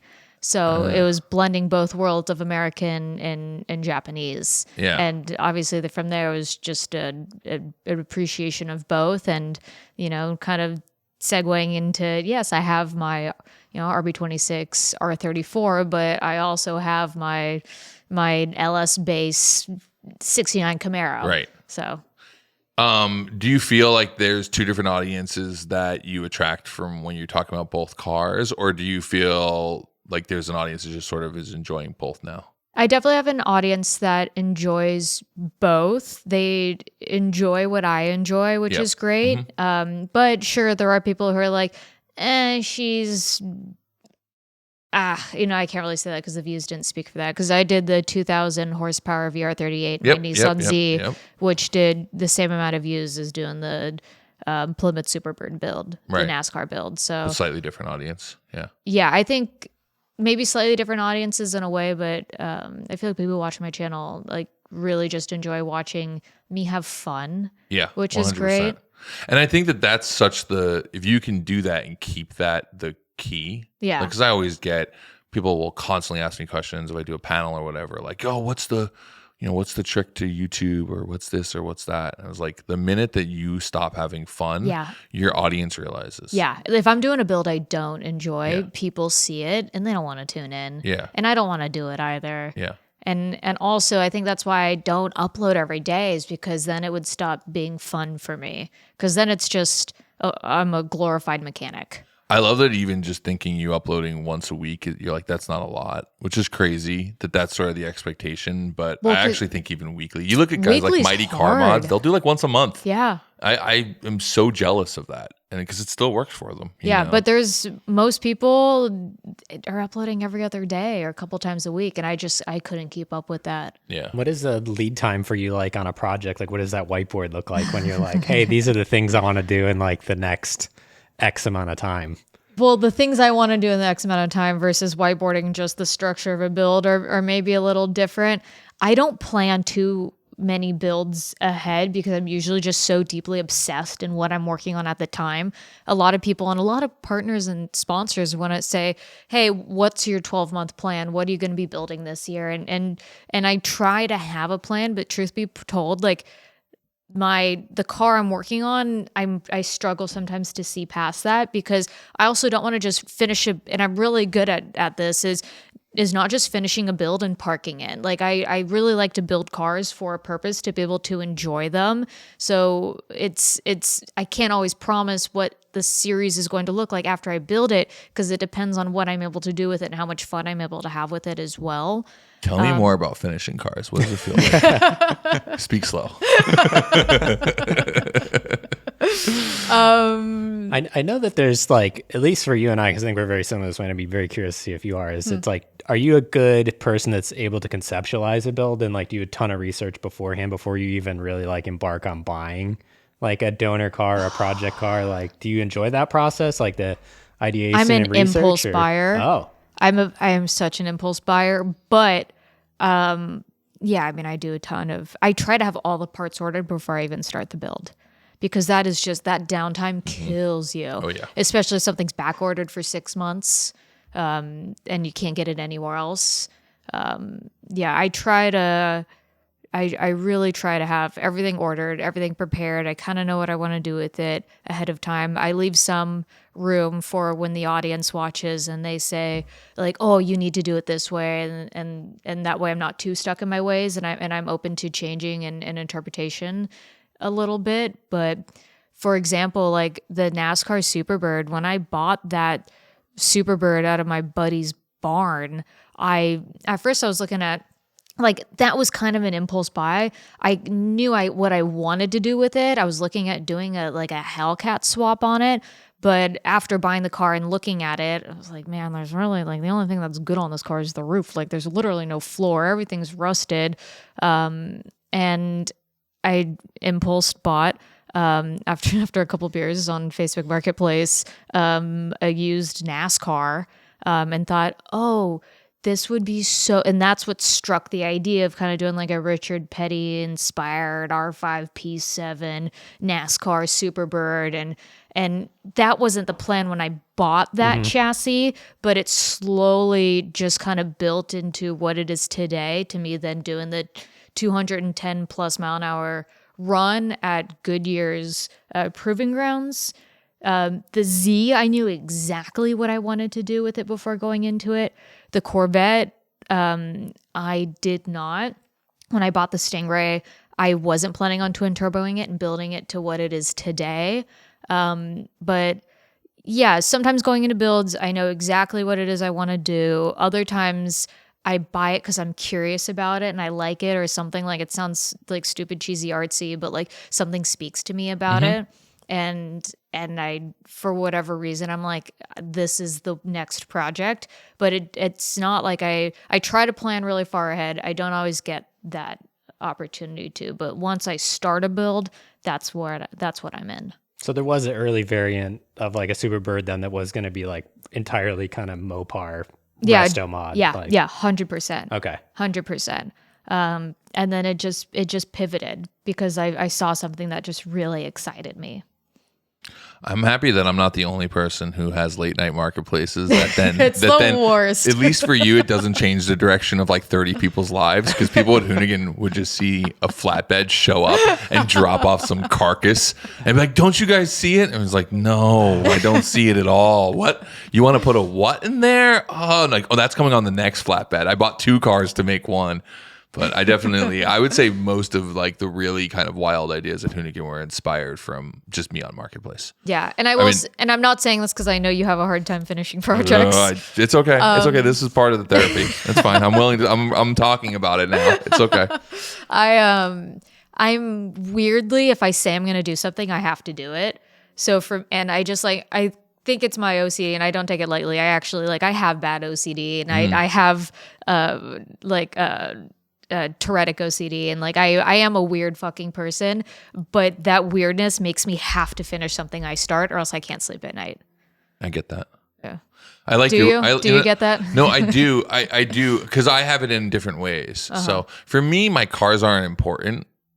So it doesn't really matter, because like they'll fall down the list of importance. So I think part of my neurodivergence is everything has a hierarchy. So it's like the Gymkhana film has to get done. You don't need to finish your Volkswagen. You know, so to me, even though I made content about my cars, it was like filler content to me. And some of it did well, but it wasn't what was important. It was more important that the main thing at Hoonigan got done. So it was like trying to see that through. That being said, I am definitely a starter and not a finisher. I love starting a new project. If you want to go start something right now, we can go take a motor out of a car tomorrow. I'm here. Putting it back in. Putting it back in is fine too. It's the last 10%. It's like, I don't want to plumb the brake lines. Yeah. Ugh. So I'm there right now with the GT3 911 that I'm building. This is, you know, when you're busy, you only get fragments of this. So that car caught on fire. What's the story with that? Because I'm literally telling you what I know from scrolling Instagram, and I'm like, wait, is this thing on fire? What are you doing? It caught on fire at the racetrack. The previous owner did not have insurance on it. Everyone was like, oh, the guy drove away because he wanted to put it on public road, so it's off a racetrack, and make an insurance claim. He did not have insurance. He was having fun. He did a fat, nasty burnout, and maybe a little longer than he probably should have. And a piece of tire got stuck in the wheel well, caught fire, lit the liner, lit literally everything. And it just, when they were driving to go get an extinguisher because there weren't anywhere they were, it just lit up in flames. So it wasn't actually an engine fire. It was more of a bumper fire. So engine's still intact? It actually ran. Oh, it that's fired. It's cosmetic. Yeah. I mean, there was some vacuum lines that had melted, but for the most part, everything was fine. And I didn't know that buying it. I thought the engine was torched. So it was actually a huge victory. Yeah. Usually things are not better than you thought they were. Yeah. Yeah. It's usually it's always worse. Yeah. So, I was like, oh, that's interesting. I didn't realize there was a window on the backside of the engine. Didn't see that on initial inspection. Yeah. But no, I got really lucky with that one. And right now, literally just got the motor in the hole over the weekend, and then now I have to start plumbing everything. If you have any interest in watching me clean a bolt, that could possibly happen on Patreon, because that's why I love Patreon. See, here on YouTube, there's certain things that just don't work. But on Patreon, doesn't really matter if it works. It just matters if you want to watch it. Anyway, subscribe to my Patreon. I might clean a bolt or two, answer some questions, tell old stories, pontificate. You never know. Question for you, because Will and I were discussing this before. Mm-hmm. What do you think was either your moment, your build, your video that sort of changed, or like changed the direction for you and sort of kind of brought you to that next echelon in being an automotive creator? Like, was there one particular moment for you where you felt this is like things are moving and opportunities are opening up and viewership's increasing and there's more going on? There's a term for it, like a step curve. I never really tipping point. Yeah, I never really experienced that so much as just like a linear curve in a way. Like it just exponentially, the more I continued on a consistent schedule of uploading and building, the larger I guess I got, which sounds weird to say. I will say though, building and piloting what was the world's fastest Corvette, new generation Corvette at its time, definitely gave me some notoriety. I wouldn't say that was the thing that made me, but it gave me validity in not only my abilities, but also my team's. And that was a blessing, I would say. But it wasn't like doing one thing propelled me to being who I am today. Right. Yeah, and I don't think it's saying it that way. I think it's more like there's always this thing, you keep doing it and eventually it tips, right? And what do they say? Every overnight success took 10 years to happen.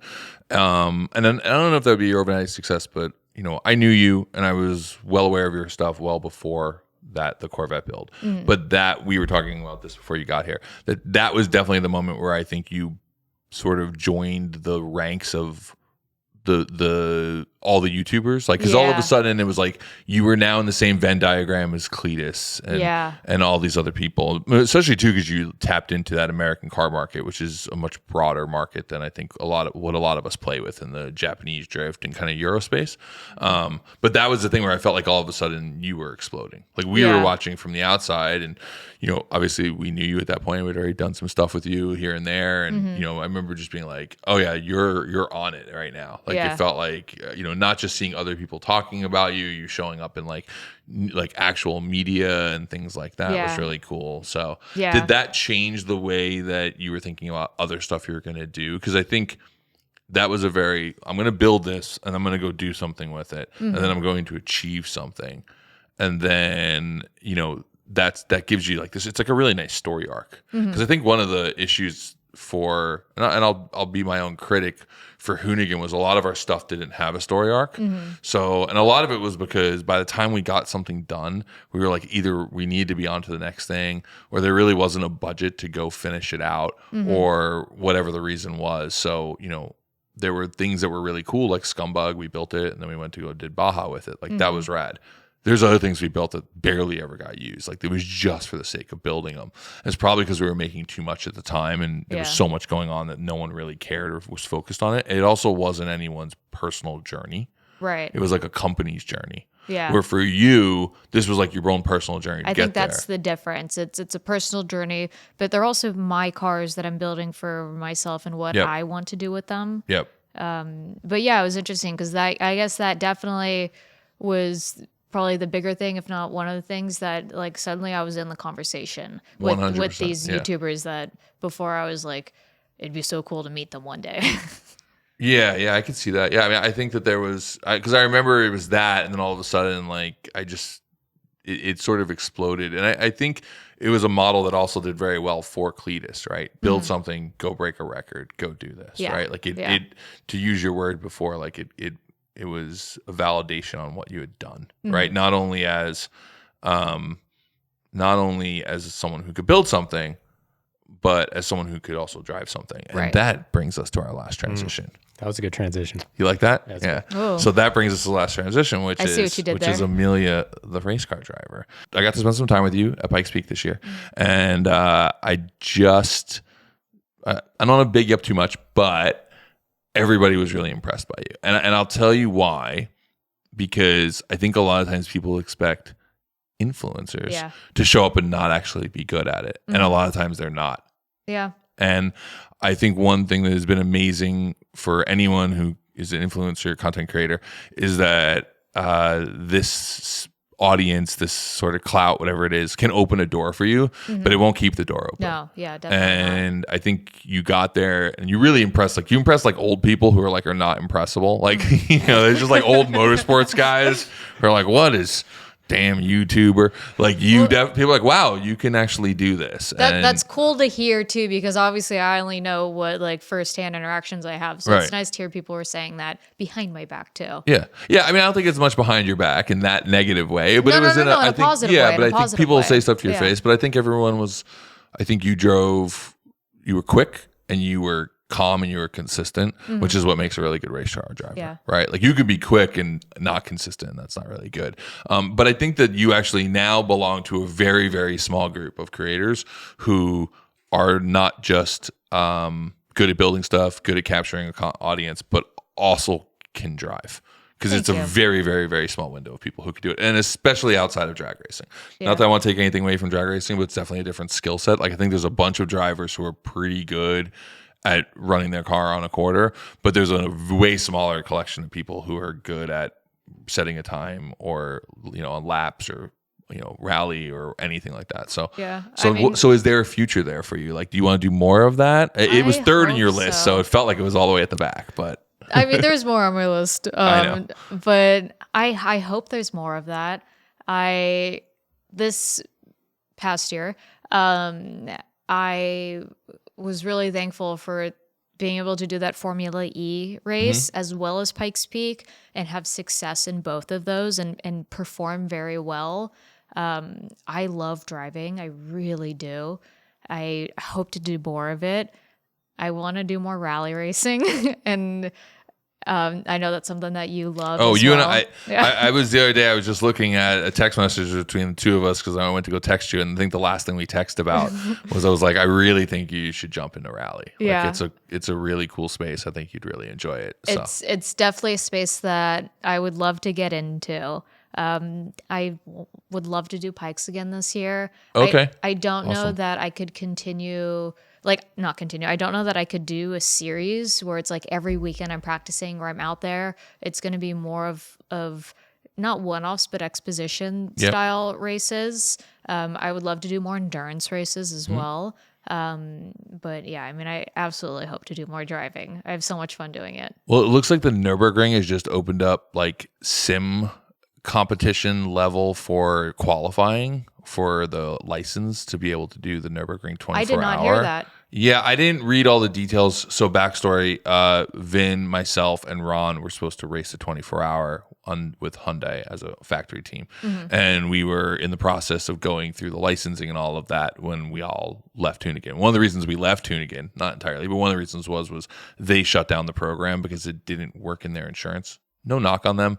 They have like 1,500 employees, and workers' comp would have dropped them if any of us participated in racing, which actually made a massive problem because it meant that no employees at Hoonigan could ever race.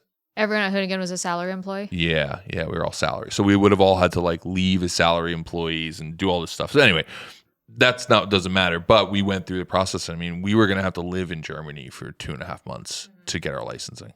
Yeah.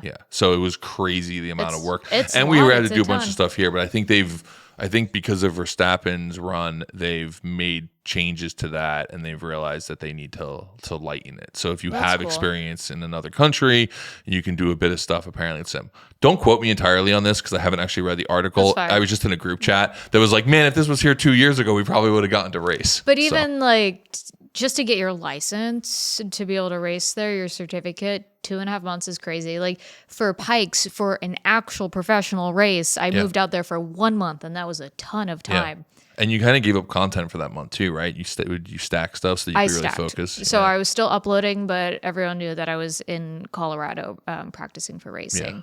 But like I've been trying to get my pilot's license for years now, and that's just. So what? Okay, so we did the first three. So now we got actress hyphen, like automotive builder hyphen race car driver potential pilot. What else you got on there? Producer, writer, screenwriter.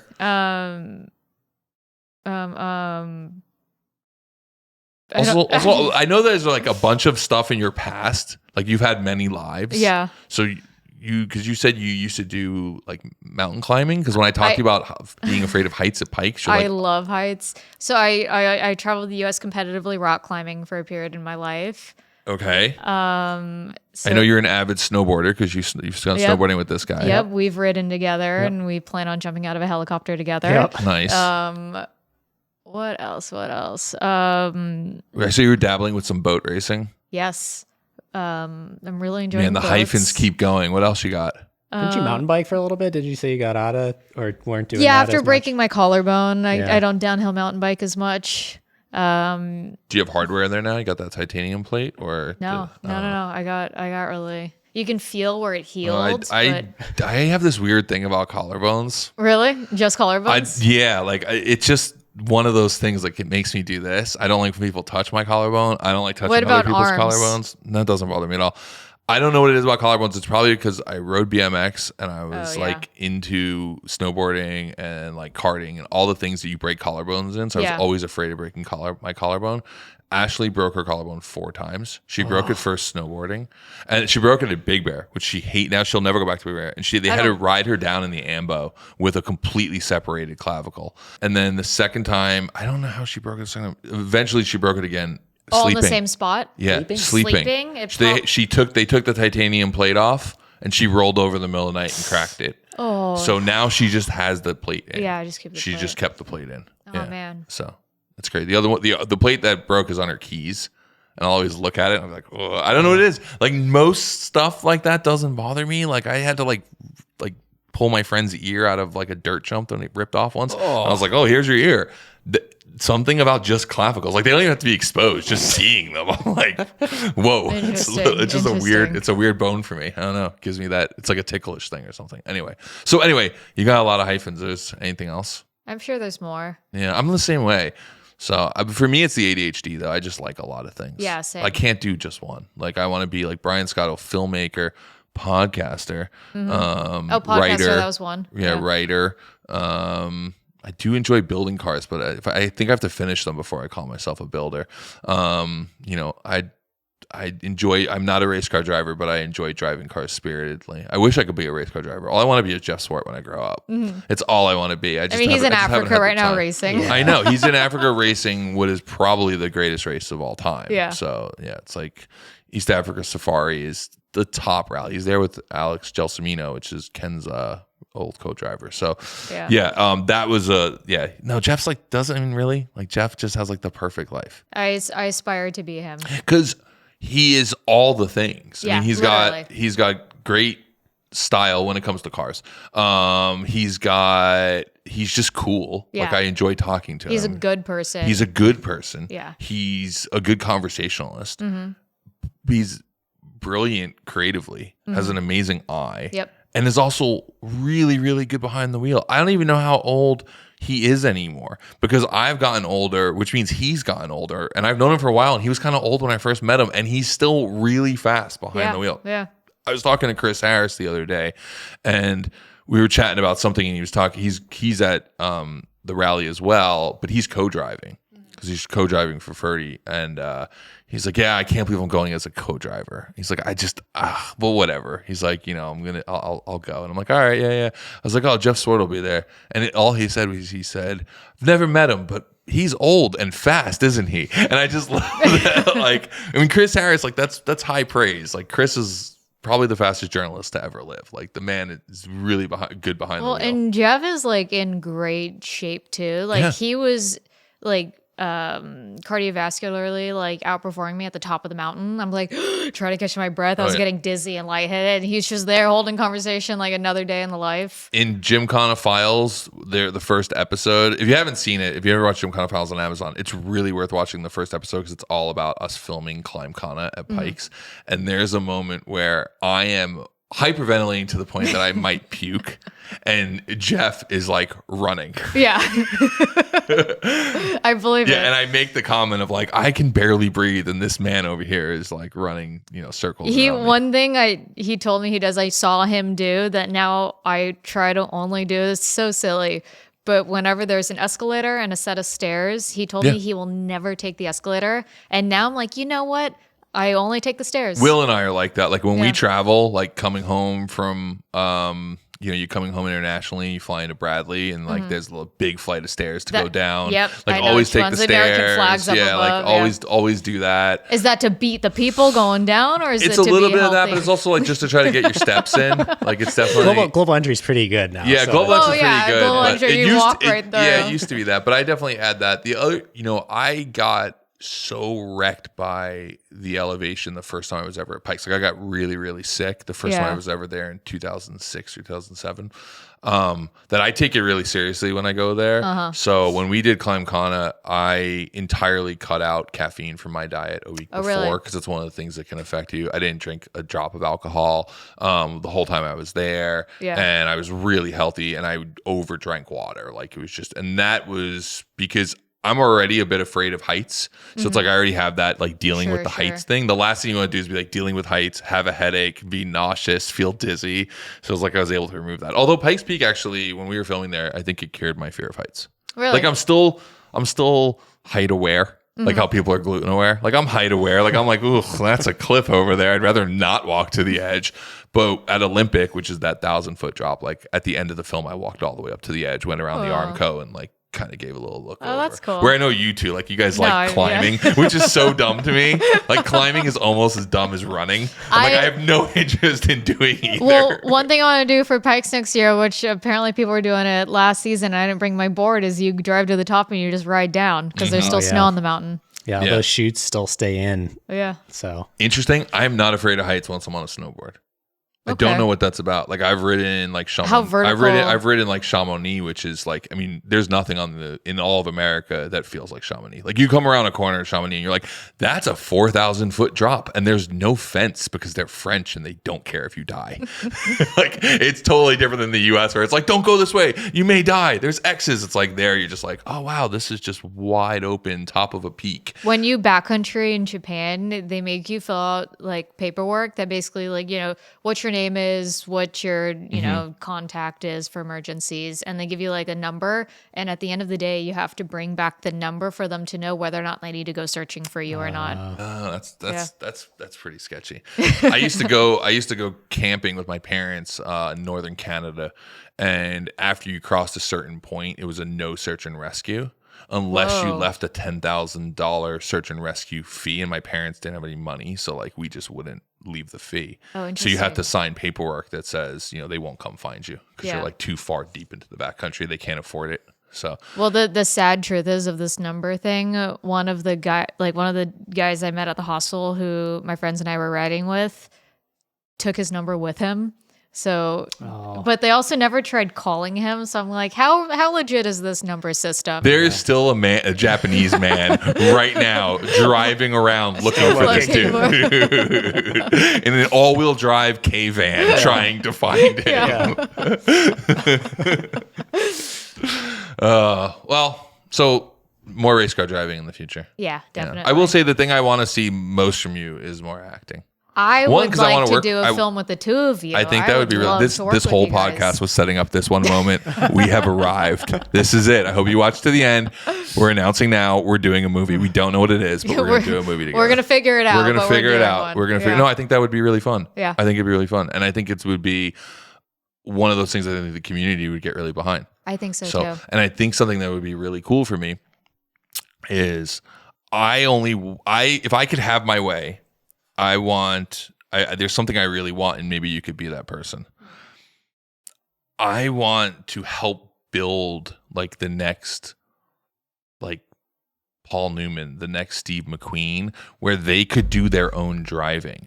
Because one of the problems, I have a Steve McQueen painting on my wall at my shop. Yeah, one of the things that I just think would be very interesting is someone who can act and also do a lot of their own driving. That is my dream. And obviously we saw a bit of that with Brad Pitt, and that's when we bigged up him with F1. But I think that era is gone, where you could have a driver, James Dean, who could wheel a car, and because of that, you could put them in a scene, and you don't have to do face replacement, or you don't have to do a lot of stunt driver stuff. And not saying that you have to do all of it. No. But if you could do You're literally 90% of your saying like scenes. what my dream is. Yeah, I just think that would be amazing. I to have that. compared like the career that I like to have is what Tom Cruise has built. Except I don't need to do all the stunts. I want to do the driving stunts. Yeah.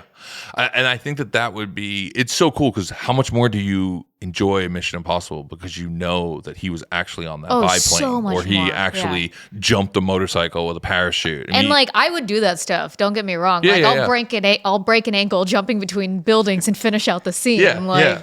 And I think that stuff is great. I was just listening to What Went Wrong, and they were talking about Kevin Costner did his own stunt at the end of Waterworld because it was the bungee jump scene. I don't know if you it's referencing an old movie. That I love Waterworld. You know, I do too, and everybody hates that it, movie. right? They hate it because people got really mad about how much they spent on it. I Yeah. don't really think it's that bad of a movie. I loved the movie. It's pretty good, except that he's like nothing but an asshole to all the women and like children in the movie, Okay, and then all of a sudden he's nice at the end. You could say that about a lot of films and a lot of men. So, but I think that I actually really enjoyed it. I haven't seen it in years, but I might rewatch it. But I was just listening to the podcast about it, and but I guess he did the bungee jump thing and like wrecked himself. I didn't know and that. it was the last shot that they did, and the director was like, "Can we go again?" And he looked at him. He's like, "We're done," and he just walked off set and went home. Really? And that was like the end of the shoot because they didn't have enough budget. So he was like, and they were like, we were going to run out of time, and we're going to have to, they didn't have face replacement technology then, so they'd have to shoot it in a way. And if they saw the stuntman's face, they'd have to shoot it again. And he was like, I just need to finish this film because they were like 75 days over schedule. He's like, I'll just do it myself, and then like hurt himself.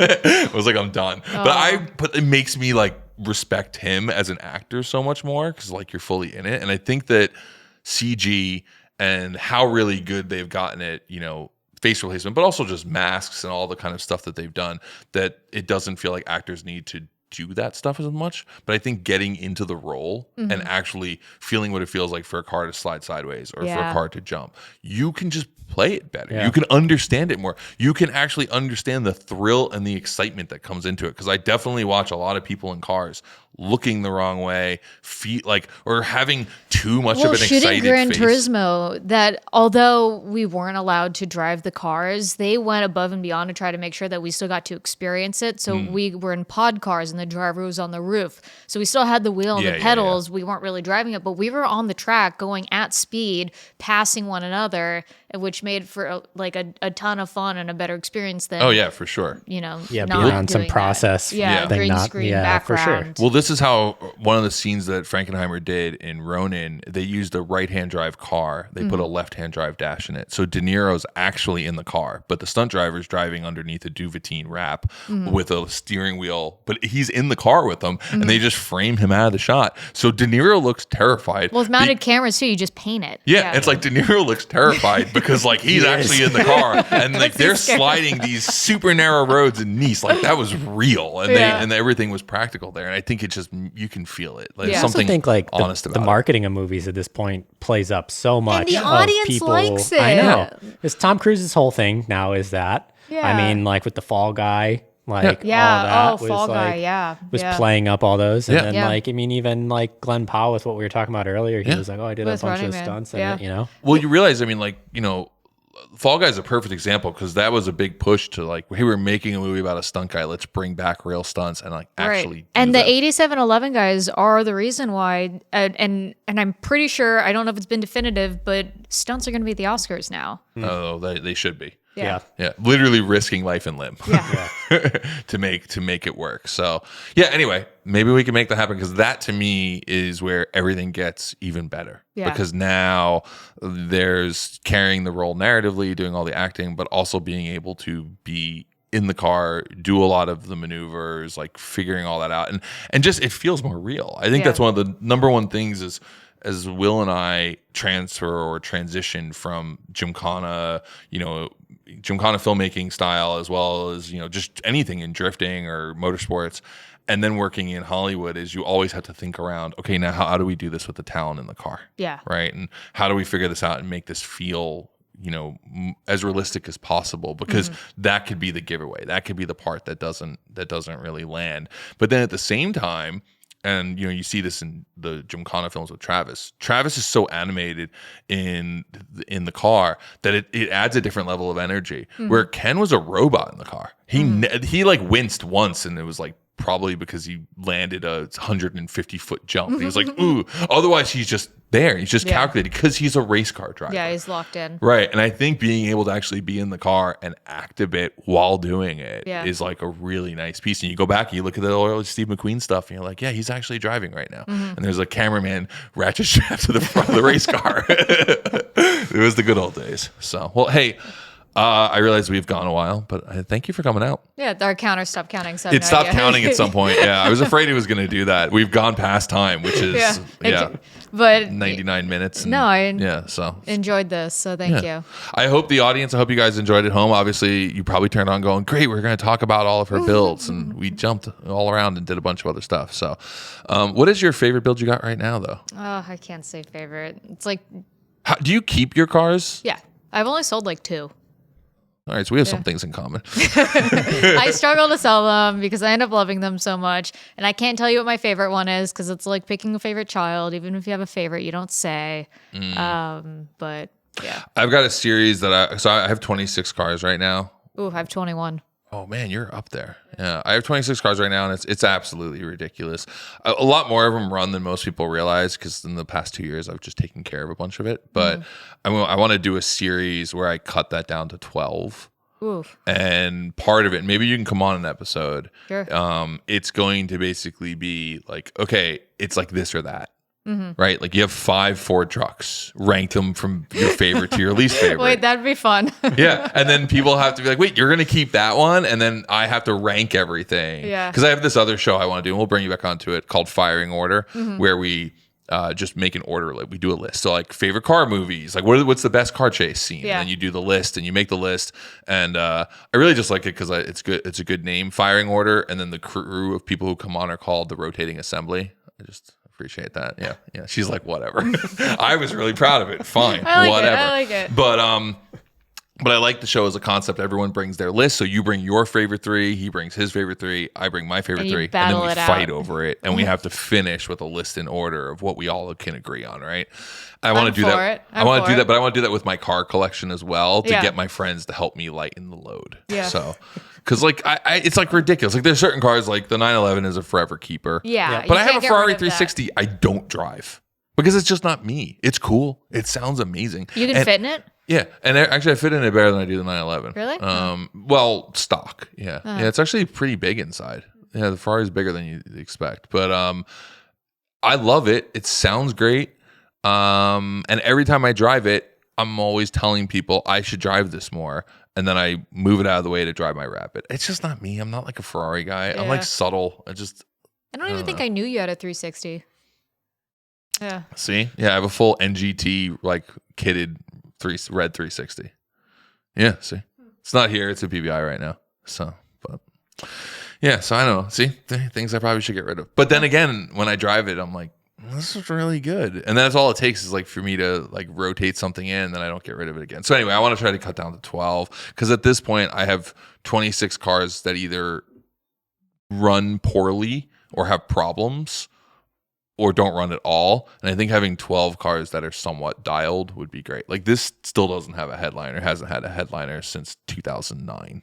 So whatever, because I tin topped it because I'm too big for a sunroof, so I tin topped the car. But it's just things like that. Like I just don't finish anything. Like everything's like slightly broken. Okay, AC doesn't work in the RS too. Like, okay. But every car has like a little thing to it. Yeah. And I think maybe it'd be better to have more. I don't know. I'm getting old. I want like things that work. Yeah, or it'll just be really good content to make that I just completely fall apart and can't sell anything. So I did sell 2 cars in the past month though. Wow. So Progress. it really is. It really is. Growth. Yeah. I sold most likely my most reliable car ever because I sold a complete shitbox that I drove from Vancouver down to LA to someone who then drove it in the same shitbox condition from LA to Pennsylvania. And I realized this may be the most reliable thing I own and I just gave it away. So anyway, thank you for coming on. Thanks for having me. We'll have you back. So, it's good to see you. And good luck on everything. And yeah, let's go make a movie together. Let's do it. Yeah. What kind of movie you want to make? Action, cars, fun. Cool. Put it together. Sounds good. Yeah. Thanks, everybody.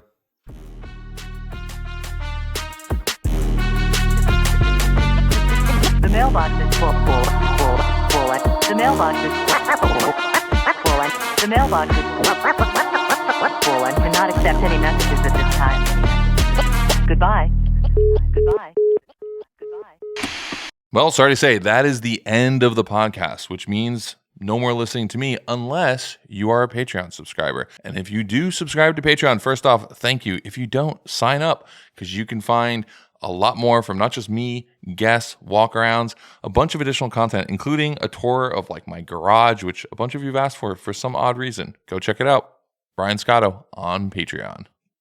Vyper Industrial makes the best damn shop stools ever. Go buy them. Okay, now that we've got that out of the way, I want to take a moment to really thank Vyper. They were the first to hop on and support Very Vehicular. When I hit them up, the immediate response was yes. We want the biggest package you've got. That's why they're the title sponsor. Look, they make a really great product, and I felt that way before this partnership. But they also do a really good job of supporting all of us in the car community. Think about it. They work with Adam LZ, Chris Forsberg, Grant Anderson, Travis Pastrana, Vermont Sports Car, and those are just the ones I can remember right now. So Vyper, thank you again for supporting Very Vehicular for its first ever season. And as I was saying before, go buy a damn stool at vyperindustrial.com. That's Vyper with a Y. For most of my life, I would say I was the occasional sunglass wearer. Why? Because I was the frequent sunglass misplacer. But I've noticed with the new Heatwave photochromic lenses that change from almost clear to a nice dark tint, technically a VLT range of 70 to 17%, that when I get into the car or I walk into a building, they stay on my head, which makes them harder to lose. The Performance Vice are my favorite shades right now, but they offer the photochromic lenses in a bunch of other styles, and most importantly, for this big old head, they come in extra large too. I just wore them for a trip to the mountains, and I think I looked stunning in them, if I say so myself. Go get yourself some at heatwavevisual.com. I've been running Toyo Tires for over 20 years. Whether it's for my sports cars, my trucks, or even my oddballs, Toyo makes a tire for them. So for example, my 911 is on R888Rs. Church van, that's sitting on open country CTs, perfect for the weight load. My S8 runs the Proxys Sport AS, and I even have a set of Celsius snow tires for the RS2 sitting on the shelf waiting for winter fun. When I finally finish the F600, they even have a commercial grade tire for that. So no matter what you drive, Toyo's got a tire for you. ToyoTires.com. Check them out.